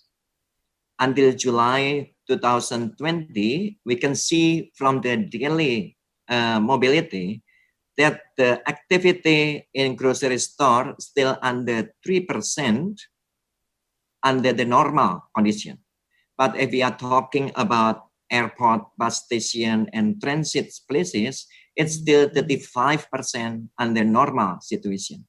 It means in order to go to the normal, Indonesia still need a long time. We also conduct big data for flight taker in order to see how serious the impact of pandemic COVID on the number of domestic departure. From this result, we combine it with the official data. We can see that the number of domestic departure dropped until 90%. We also use e-commerce data in order to see the demand shifting for the product category. For example, using this big data, we can see that during the pandemic, the expenditure for care, beauty, and health increased. We also use big data in order to track the job vacancy. We can see that starting April 2020, the number of job vacancy dropped very quickly. So the question now is whether the Indonesian economy in the third quarter will be negative or will be positive. Because in the second quarter, our economic growth is minus 5.32. So in conclude, in the midst of the pandemic, BPS have still a strong commitment to keep producing strategic indicators. This is very important because if we didn't produce the indicator, we won't be able to see how bad the pandemic affect Indonesian economy and social life. And then because of COVID and reducing budget policy, it pushed BPS Statistics Indonesia to do a lot of adjustment in our statistic business process. We have to minimize all of the risk, and we have to understand the problem we will have in dissemination. However, despite the negative impact of the COVID, I think all of us have to still feel optimistic because using the technology, in fact, we can conduct business process more efficiently. And finally, during this pandemic COVID, big data is very important. So I think we need to immediately build a manual standard from the UN in order to maintain data comparability among the countries. I end my presentation here and I give the time back to Gemma. Thank you, Gemma. Thank you very much, Kachuk, and thank you very much for that really very interesting and very important presentation for us all about how here we were a major, huge country, huge population in the middle of their population census, had to adapt and innovate to ensure the quality and continuation of your census, as well as other statistical series, and brought in the use of big data. So thank you very much. I'm going to actually hold all the questions until the end and bring all 5 of the speakers in to ask questions at the end. Very, very good presentation. Thank you very much, Kachuk. We're now going to move to our 4th speaker from Statistics New Zealand. Dr. Craig Jones started as the Deputy Government Statistician at Statistics New Zealand just in May 2020 this year, so just a few months ago. So welcome, Craig, to the statistics world, the world of official statistics. Craig has responsibility for data system leadership, and prior to this role, he was Deputy Secretary for Evidence, Data and Knowledge in the New Zealand Ministry of Education. And he also spent 16 years in the New South Wales government in Australia, in the New South Wales Public Service, holding leadership roles in Justice, Treasury and Education. But Craig is not new to the world of data and its importance for evidence. And it's a great pleasure to have Craig join us here today. We've asked Craig very much to talk about the role of data and leadership, particularly from a data stewardship role. Craig, the floor is yours. Thank you. Thanks, Gemma. Hopefully everyone can see my screen. I thought what might be useful is just to give a little bit of context for the New Zealand situation and you know, how we're placed and what our experience of COVID-19 has been. Craig, sorry to interrupt. Could you put your screen on slideshows so that it's in larger for us? That's wonderful. You're on the 2nd slide, New Zealand and COVID-19. Oh, sorry, I've gone out of it. I've gone out of it again, haven't I? My apologies. Okay. Yeah, I thought it might just be useful to give a little bit of context for the New Zealand situation and then talk a little bit about how we've responded to it, some of the things that we've done. And really what I want to focus on is some of the opportunities I think that COVID-19 has provided for our roles as national statistical organisations. And a lot of the themes that I'll talk about are quite similar to many of the people that have spoken today, including our 2 keynotes. But look, by way of context, New Zealand's actually had a relatively low impact. You know, the number of deaths has been quite low. We've managed to contain the virus quite successfully. We first went into a national lockdown around the same time as many other countries were doing so in March through to early June, where we were able to reduce the number of transmissions to zero. Which of course we've now gone into our second wave of transmission after about 100 odd days with no cases. We're now have a second wave that's broken out in Auckland, which is our largest city, where about a quarter of the population lives. So we've basically gone into the whole country is in what we call now level 2 restrictions, which means mainly restrictions on large gatherings. People can move about, go to work, go to school, and so forth. And in Auckland, there's a slightly higher level of restriction in place for the next week, just to make sure we've got to the tail end of the wave, the outbreak that's broken out there. So all in all, we've been quite fortunate, I think, and some of that's through good management, of course, as well. By way of context for Statistics New Zealand, we've got two functions. One, our chief executive is the government statistician, but the other hat that he wears is as what's called the government chief data steward. So this is very similar to a number of the conversations that our speaker was talking about this morning around the importance of data stewardship. And we took on that function about 2 years ago, where the focus is on working across the data system to implement the standards and policies and protocols and make sure the capabilities are there to collect, manage, and use administrative data well for operational and statistical purposes. So we've been taking that function for a couple of years now, and increasingly, as we've learned and adapted how we do things, becoming more proactive in that space rather than what we have traditionally done, which is to be more collaborative and coordinating activities and so forth. We're now taking a more active role in how we go about doing that.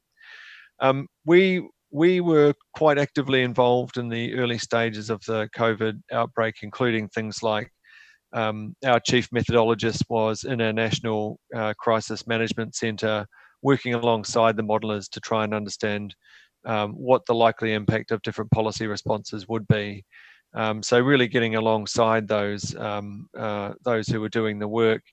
And the other thing that we did quite a lot of work in is, again, more in the collaborative space, but trying to work across agencies to make sure that our responses were coordinated and joined up, and we weren't overlapping with each other, which actually, frankly, we were, because in a time of crisis like this, where the government response is go fast, go early, don't wait for the perfect information, everyone was out there gathering information at the same time. So we were taking quite an active role in trying to collect across all agencies who was doing what.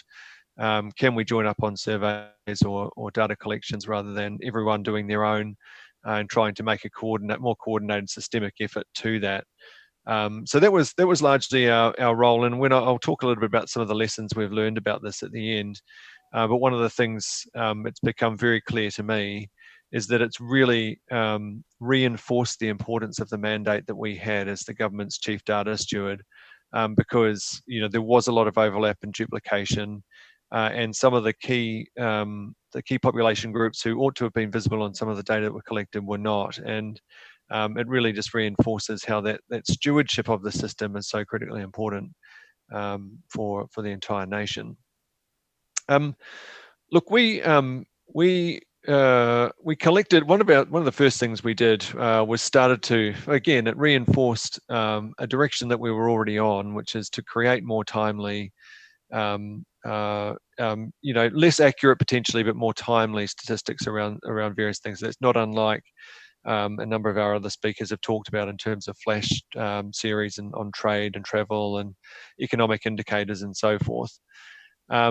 One of the things we started with was to look at trade and travel, and as I said, increasingly looking into more timely economic indicators. And one of the things that we're quite proud of that we pulled together quite quickly is what we call in the COVID-19 data portal, which is really just a place where information from across private and public sector data can be brought together, updated very rapidly and in very timely ways, so that it can be made available for policymakers to make decisions based on that. As I said, there's a trade-off. It is experimental, so there's a trade-off. Some of this is less accurate than a statistical organisation would ordinarily produce, but that trade-off is made for a good reason, because it's much more timely. So I'm just giving you an example on the screen of one of the indicators that sits within that data portal around broadband usage, and you can see that around the timing of our lockdown around the end of March, internet usage really spiked as everyone moved to working from home, and then gradually tailed off as people started to move back into the office environment. There's a lot of information on that data portal. We've got information about welfare benefits, trade data, consumer spending, consumer confidence, electricity demand, gas and fuel supplies, a whole range of indicators on there. But as I said, importantly, one of the things that we've done is look very closely at our economic indicators, and we worked with the Treasury and our Reserve Bank to create what we call a New Zealand Activity Index, which is really it must be quite similar, I think, to our Canadian colleagues' economic indicator. It's not a more real-time GDP indicator. It's not meant to supplement. It's not meant to be a replacement or a gross domestic product indicator, but it is a more timely aggregated index of a range of economic indicators around employment, consumer spending, electricity generation, and a range of other indicators, making up an aggregate more timely series that kind of goes alongside some of our other indicators, our more robust statistical outputs, which we've like others not ceased to put any, there's no reduced impact or emphasis on those things. It's just to supplement, as more timely information is required for decision making, to supplement those core products that we'll always keep doing.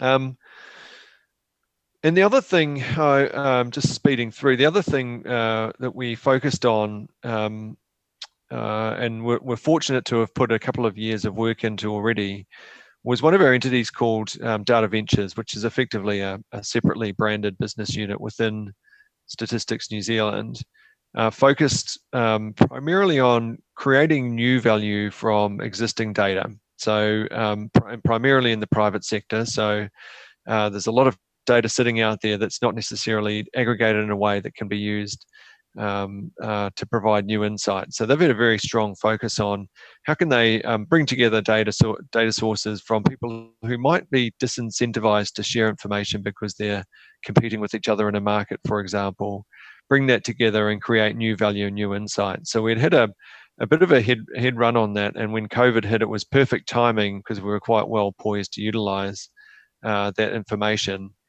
So what I'm showing you on this slide basically shows population movements drawn from telecommunication industry data of mobile phone movements. So this shows movements in and out of different types of areas: retail, recreation, residential areas, or tourism areas, or workplace, to show you how people behaved during the different periods of lockdown, to see whether people were complying with the orders that that government had issued to try and suppress the virus.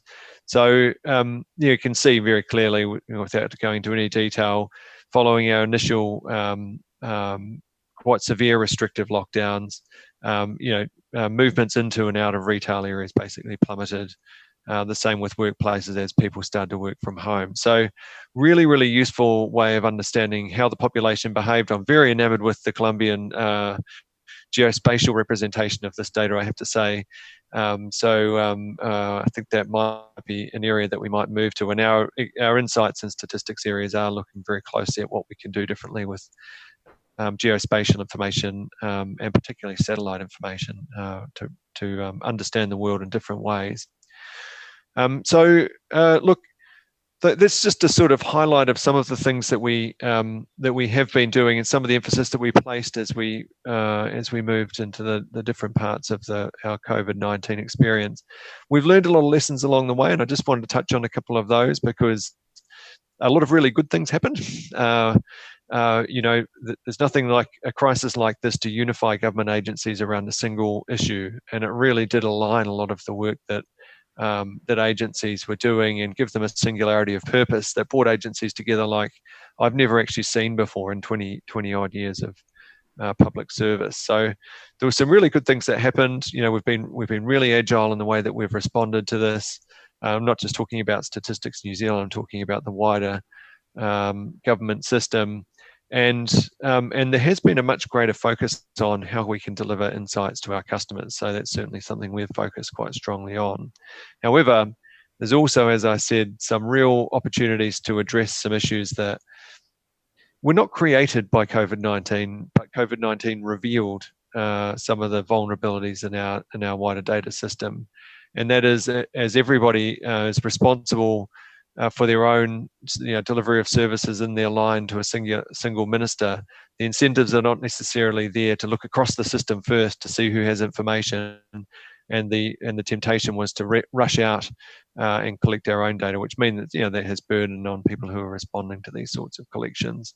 Can lead to duplication of resource and inefficiencies and other things, and also not necessarily the kind of ability to harness the value of the information or the value that's being created by collecting this information. So for me, there's a real continued emphasis for us on maintaining and elevating, I think, the position of the government chief data steward role to really take the next step in our leadership of the system. Because I think that only when we can align and leverage off the capability that sits out there and make a much greater unified whole than the sum of the parts that make it up, I think we'll really get the value from this increased push that many countries are moving towards in terms of the use of administrative data. So lots of lessons learned and lots of opportunity to address some of the things that we've seen, and the lack of standardization and other things that we have out there. And in the interest of time, Gemma, I think I'll stop there and pass back to you. Wonderful. Thank you very much, Craig. And really, I'm very happy that you've given this presentation, because it links, as you said, very nicely to our two earlier panelists, but also to a question that came from the audience about what are some of the tips, what are some of the ways that we can change the culture of national statistical officers to share their data more and embrace data sharing. And to everybody who's listening online, one of the ways that you can change your culture is exactly what Statistics New Zealand has had the opportunity to do, which is to formally take on a role as the government's chief data steward. So this is formally given to them by the government of New Zealand, and this is data steward for government data, not just Statistics New Zealand data, but government data. And next year at the March UN Statistical Commission, there will be a lot more discussion on this topic of data stewardship. And New Zealand, including Statistics New Zealand, is a very good case study for this issue. So thank you, Craig, for bringing this into this discussion. I'm now going to hand to our final speaker, Dr. Asaf Young Chung, and then we have time for questions and answers. And I have several questions already lined up for our speakers, but please do keep speaking, putting your questions in the chat box. Dr. Asaf Young Chung is the Director General of the Statistics Research Institute in Korea. It's a state-run think tank of official statistics and innovation in Korea and beyond. Prior to his service in the Korean government, however, Dr. Chung served 4 United States presidents since 1991, with devotion to evidence-based policymaking in the economy, labour, education and public health, as well as methodological innovation in official statistics with data science and survey methodology. It's a great pleasure to meet you and to invite you to share your experiences in this session. You have about 10 minutes. Thank you very much, Dr. Chung. Over to you. Thank you, Gemma, and everyone.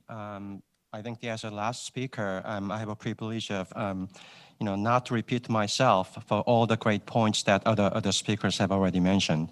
I'll try to stay with, I think, the main themes of my presentation. So I think the main goal we all have as a chief statistician or the senior official or commissioner of the official statistics, we have this responsibility to provide the data and statistics to help flatten the epidemic curve and sustain economic vitality. And so I'm going to share a few lessons that COSTAT learned from the crucible of the COVID-19. I acknowledge my the co-authors and then my staff, statisticians, economists, and then other, I think, interdisciplinary other researchers. Basically, I'm going to talk about 3 points. First, I'm going to talk about the global context of the STAT community response to this COVID-19, and then what COSTAT has been doing in response to this pandemic crisis, including some activities that we are doing for the SDGs. And lastly, I'm going to offer a few, I think, the thoughts about the role of official statistics in the year of the COVID-19 and post COVID-19, including some recommendations for the data revolution for the future. And at this last point, I actually, phrased it as a data innovation, but one of my staff actually termed it as a data revolution. I liked it. So that's why I put it data revolution instead of the data innovation. So just briefly, as we all know, I think a lot of countries, especially those developing countries, are very, affected by this COVID-19. As you can see the data here, about 90% of the countries in developing countries are seriously, affected by this COVID-19, and so disrupting their official statistics production and other statistical work. And it is also true in many developed countries, in European countries and some countries in Asia. So this is the sort of common experience that we are all, going through. And that's why I think that we are going through this fire, or I would call it crucible of this pandemic crisis. And when it comes to, this SDG, I think it is also very important to monitor the SDGs in this critical time. And as I think we initially expected, we are going to have the decline of the poverty this year. But in fact, because of this COVID-19, we are expecting to see a little bit of, the increase of the global poverty line. And that's what I think the many countries will be experiencing this year. And same is true with this, education in primary and secondary. More than 190 countries have closed the school. And then 90% of students in those primary and secondary the education were out of school. And I think Korea was fortunate enough to continue the education and without disrupting. And we started up some kind of online and offline schools mixed together. So we can offer education to most of our students in primary and secondary. And then there are other issues, as we all shared this morning, when it comes to unemployment rate, and also the other social and economic indicators. We all have problems. Even when it comes to countries like United States, where we used to have pretty good global health security index back in 2019. And even United States was behind Germany and South Korea when it comes to, population to test the COVID-19, infection. And so this COVID-19 is not discriminating whether it is the developing or developed countries. Korea was fortunate, along with Latvia, Australia, New Zealand, and many other countries in top 10 countries, when it comes to this COVID-19 index performance indicators. And I think this is good to see. I think the data-based, the intervention and then government leadership and then public's response to this COVID-19 are all essential to handling it. It is not just official statistics. It is not just public. We all should work together And then that's what you see here among the top 10 countries when it comes to COVID-19 COVID index and how they are performing better and using those tools. And so now let me briefly talk about the COSTA response to the pandemic in this year.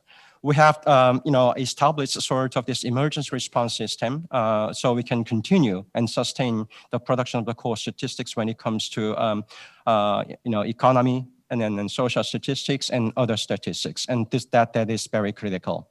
And we try to minimize face-to-face interviews by using all this computer-assisted survey information collection system. And we have to delay a couple of surveys because of this COVID-19, but we are able to continue thanks to those, I think, the disruptive innovation that we created in the middle of this crisis. And so, as you can see here, I think if you go to the CoStat's home site, we have created this, I think, the special, data platform when it comes to COVID-19. So we can actually show all those core statistics and then data we share with the public, decision makers, and policymakers. So we are all on the same wavelength. And I welcome you all to pay a visit to COVID-19 section in Korea.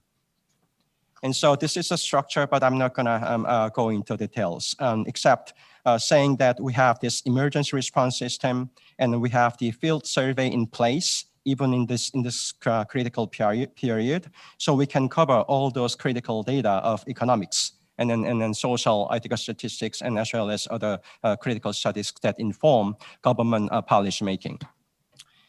Another thing that I think some innovations that we try to add in the middle of this crisis is that just like a couple of speakers from other countries like New Zealand and then another country mentioned, we are also utilizing big data, mobile big data. So this is an example of how we are analyzing big data in collaboration with the private sector, so we can cover at least the mobility of the 22 million people in Korea, and then using this as a benchmark to see how people are moving from place to place since last February. So we can actually measure the impact of the government intervention when it comes to social distancing policy and other policies to control this COVID-19, but we continue sustaining the economic activity. And the value of this kind of analysis is quite useful, because as we speak, we are at the brink of determining whether we have to go to the national lockdown or stay at the current level, so we can handle both the pandemic and also sustain the economic activity at the level we desire. As you see at the last part of this figure, based on this data about big data analysis of 22 million people, and we extrapolate to the entire population, we can see significant decline of the mobility at the last phase of this figure, as you can see here. And this was the result of the government intervention about 2 weeks ago and then 1 week ago. And so we can actually measure whether that impact has been actually practiced among the public. And this is very critical, because when we do some kind of nowcasting and nearcasting models to predict the behavior of COVID-19, we like to see whether the public is actually responding. So the CoStat has been actually doing this kind of big data analysis together with the private sector, and that is a very important major innovation we are creating. And this is another case. I think many countries have been struggling with the use of masks and then hygiene to wash hands. This is very critical tool, basic tool to handle it. But I think that we need to provide a sort of system to provide all those masks, I think, to the public. With some issues in the beginning of this year when this COVID-19 was very serious. So we actually went out for offline and online data collection of the masking price and other essential items. So we can control how the public is responding and keep the price at the level that we desire. So this kind of offline and online data collection was very important innovation that CoStat has created. Another thing I can tell you about is that just like a few countries also try to measure whether there is any excess death during the COVID-19 crisis. And we tried to do the same thing. And we confirmed this excess death was not a notable factor in the Korean case. And this was very important because the public health sectors and Ministry of the Public Health has been very, I think, sensitive to this kind of issue. And also when it comes to communication of the COVID-19 crisis and then data, this is also very important. I think the innovation that we try to collaborate in partnership with Korea CDC, Korea Center for Disease Control and Prevention. And so initially when they came up with one data just to show, the cumulative, the cases of infection, it kind of conveyed the message that this crisis is quite serious, without showing, actual, decline of the daily infection. So the COSTAT and then SLI, the Statistics Research Institute, actually has come up with a better way to present this data. And so we can share this kind of data, the better data visualization with all the media and then public. So we can have the better communication to warn the COVID-19, but we also like to show them we are really controlling this COVID-19 better. So we help the public to feel more safety, and then they can trust what the government is doing. And this is another example of that kind of data visualization that we have been doing, so we can create a better communication in partnership with the Korea CDC. And then briefly, please wrap up, Dr. Chun. Sure. Okay. And I'm going to skip, this example of the SDG platform. This is the another innovation that we are trying to do, but I think I'm going to skip this part. Even in this crisis, we try to sustain our SDG activities. So this is the last slide. So I think the one thing that I'd like to say again here is that what is the role of official statistics in the year of the COVID-19? I think that we got to continue provide data to help inform the evidence-based policymaking. That is very critical. And when it comes to real provision, we need to be innovative. And so we can use the non-official statistics as well as official statistics, and also new data sources. And this is the last data. And also one last thing I'd like to say here is that when it comes to data revolution or innovation for the future, we need to do, I think, some additional work like AI-based data innovation, so we can focus economic and social future, in addition to all these traditional, I think, the responsibilities that we have here. So that's my last point, and thank you for listening. Thank you very much, Dr. Chun. It's really great to see all 5 countries that we've had presentations today are really trying to maximize the use of the big data in their official statistics and in their responses to not only SDGs, but also to the Sustainable Development Goals. We have, because we started a bit late, we've been allowed 5 to 10 more minutes to go over. And my first question is actually going to be extremely relevant to the presentations from all of you. And it's a very important one that a lot of countries are asking us here in SCAP as well, is you've all made use of existing data, like if it's mobile phone data or administrative data or data that you can get your hands on, and producing these flash estimates and these real-time data in response to COVID-19, in whatever area. How are you checking the accuracy? And as senior people in your offices, are you retroactively checking the accuracy? How are you assuring the quality? And are you putting a different quality standard on these?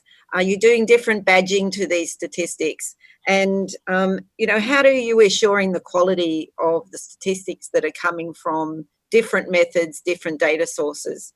So that's a very good question that was actually asked to all of you. I might go around the 5 speakers on that question, and we'll start with Canada and then move to Colombia and so on. So Ivan, this question of quality for your real-time flash estimates. Thank you very much, Gemma. That's a very good question. And we're being asked this question internally and in the country and by data users as well. Sometimes questioning us and even wondering what we're doing as a national statistical agency doing crowdsourcing surveys. and relying on non-probabilistic sample to disseminate results. I think that a lot of the work that we did regarding nowcasting, modeling, and not yet on forecasting, but at least in providing more near-time estimates, was already in the work. It was already stuff we were doing, but not necessarily disseminating. There was we were a bit shy of disseminating these things. But the need for information was so big when the pandemic broke that we were asked to, well, don't try to keep the culture of being precise and the data quality above all. I think it's important that we have at least good information. And I think we were greatly encouraged by our chief statistician to go in that sense. And we did things we never thought we could be doing, or that we thought we'd be doing, but maybe in a year or two from now. But this really precipitated all this work.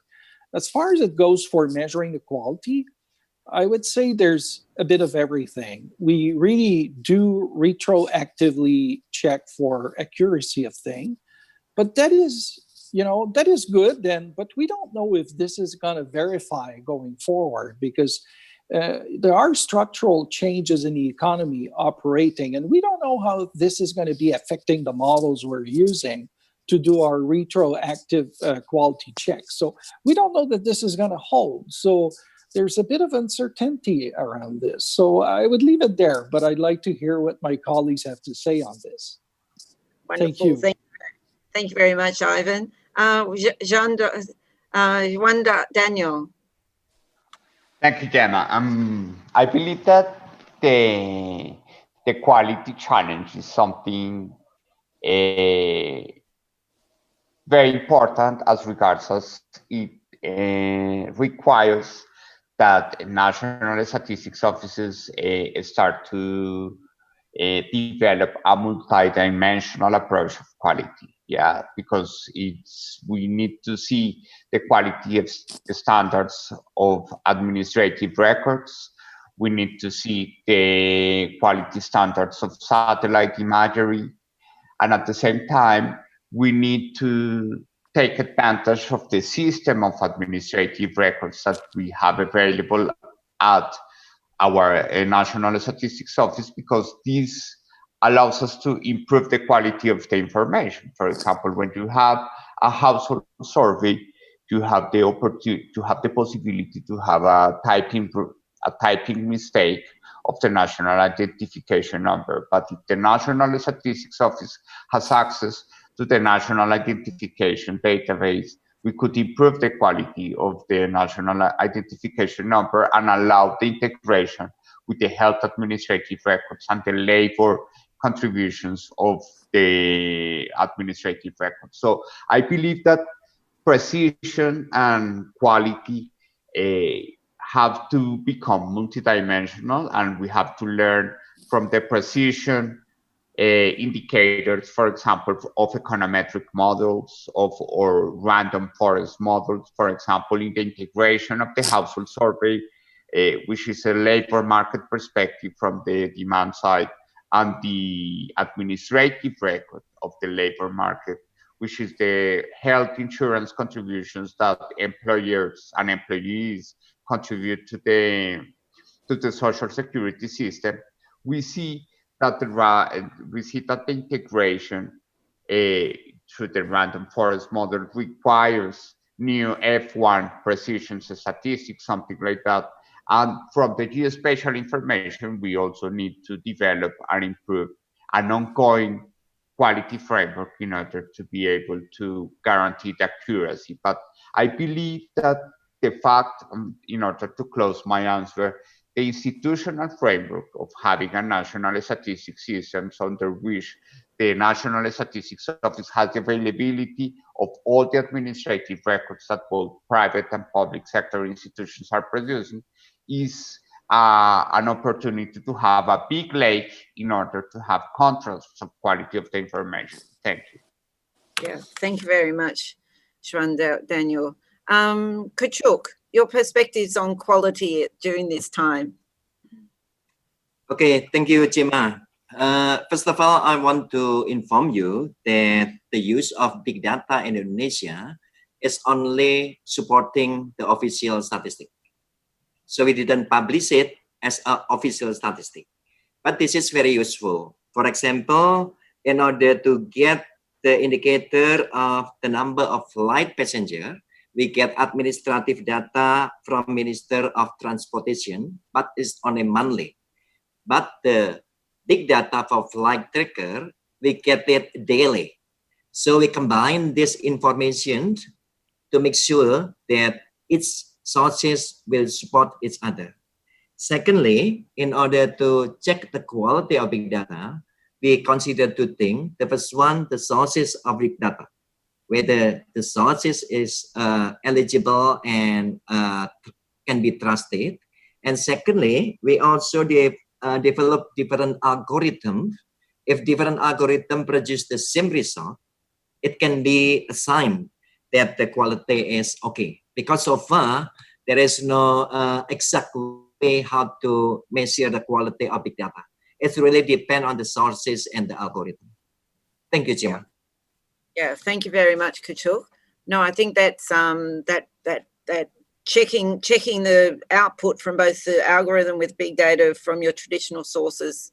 That's a really good good strategy, and I think that we got lots of nods from the other speakers there. So well done, thank you very much, Craig, Dr. Craig, and then we'll come to Dr. Chung. Thanks, Gemma. Look, my response is probably a summary of three people who have spoken before me in some respects. Like Ivan and like I mentioned in my talk, we some of what we've produced was work that was already underway and was just the timing enabled us to push it out more quickly than we might have done otherwise. So to some extent, there was a level of quality assurance that sits under it anyway, and we do apply a threshold of quality assurance across whatever we're publishing, because it is on our website, on our Statistics New Zealand website. So while we're very clear that these are experimental and some of them are not produced by us, they're actually, the data originates from other agencies or elsewhere. So we're very transparent about that, and the fact that the accuracy may be less than we would for our put into our official statistics. But the one thing I would say, and this is the thing that we're being quite transparent about in our discussions around it, that accuracy is just one part of data quality. There are lots of other aspects of data quality. I'm sure we're all familiar with the models. The timeliness and relevance and accuracy and other things all make up data quality. And I think that's really what we're pushing into here, is saying, in some circumstances, for some things, we do need timely information, even if the accuracy might be lower than some of our cardinal statistical series. So for me, the key is just that transparency, and we're very clear, and it's labeled everywhere that you can see it, that these series are experimental, subject to change and volatility and other things like that. But really, where I think, because the question for us now is, do we continue with this, and for how long, and how do we sustain it? And I suspect the answer is yes, we do, because we'll always keep publishing our cardinal statistical series, but I think increasingly we need to be in this space as long as we're clear on the differences between the two. But the big drive for me, I think, is that we need to build data literacy among the people who are consuming our statistics, because the opportunity to be presented with fake information and deceptive information is out there on the internet day to day, and we need to be the transparent truth holders, if you like, telling people what they can and can't infer from the information that we present. But their ability to consume it is the thing that keeps me awake at night. Wonderful. Thank you very much, Craig. And Dr. Chun, the last word with you, please. I think that Craig has well said about this multidimensionality of the quality of the data, the quality of the data, and that's what we also we're on the same page. So it is important to actually recognize what are the merits of the big data, or I would rather call it organic data, because it grows and grows continuously, and then without, I think the data users and producers recognition. So in that case, I think I would rather pay my attention to, what are the merits and what is the power of this organic data, such as the big data from the private sector and admin data from the official statistics and then all the governmental agencies. And so I can use this sort of organic data for different kind of, I think, the utility when it comes to total, I think the survey life cycle. If I use this kind of, I think the paradigm from survey methodology. So if the big data is helping us to improve our imputation process when it comes to non-responsive and surveying and census, let's use it. And we don't have to, delay that.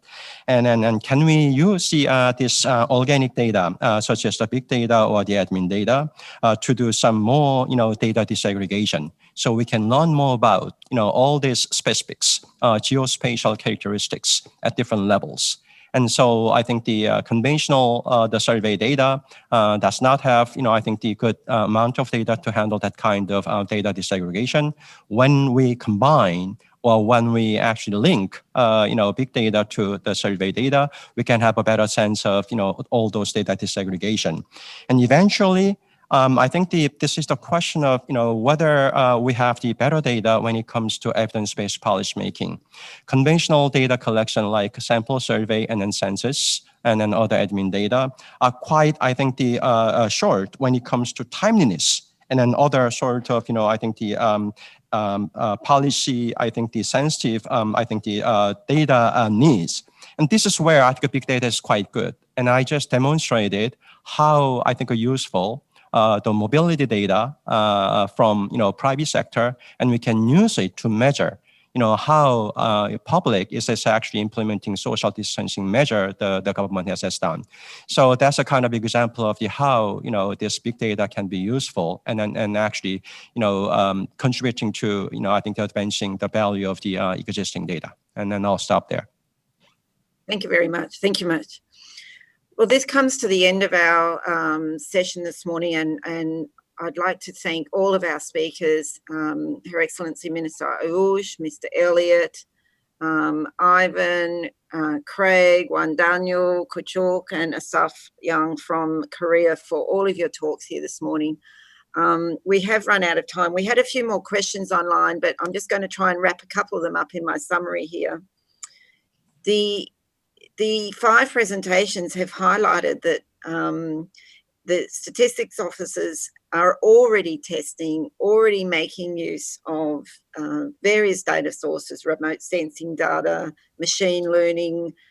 This question from Arif Musahandi from BPS Indonesia has been a great one to tease out from all of you, that the demand for information, COVID-19 in a way has given us a new impetus to tip the balance, I think was the language that Ivan used there, of making use of this data.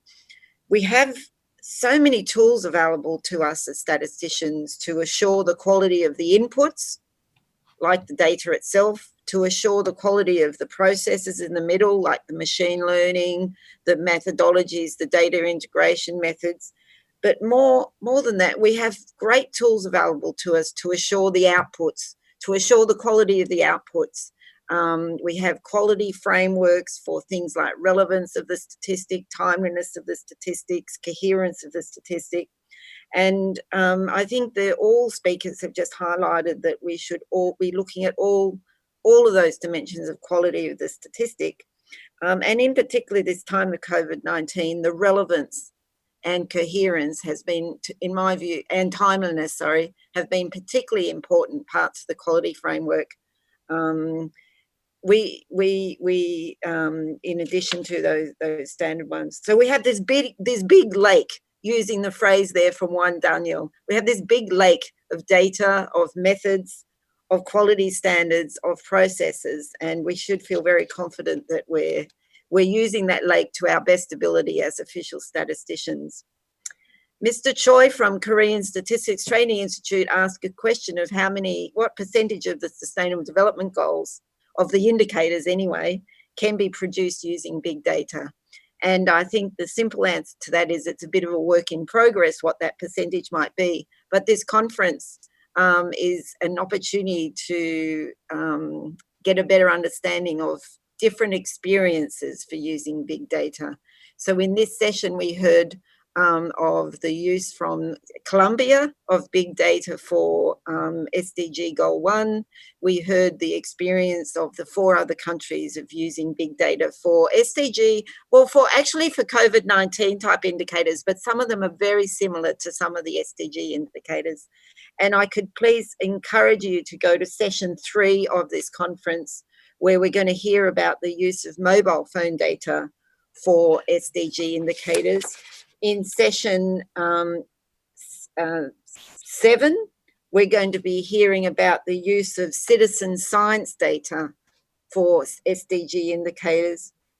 But one of my favorites is going to be session 6, which is using satellite data and geospatial data for SDG indicators, particularly Goal 9 and the access to remote all-weather roads. So can I please encourage you to, if you have questions on how are countries using big data for the SDGs, we have 3 very exciting sessions, one on mobile phone data, one on satellite data, and one on citizen-centric data.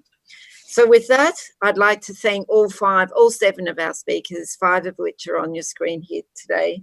And it's been a wonderful doing a tour across the globe for this opening session on bringing the community, statistical community and policymakers together at this time of COVID-19. Thank you very much, everyone, for listening this morning. And to all of our speakers, thank you very much.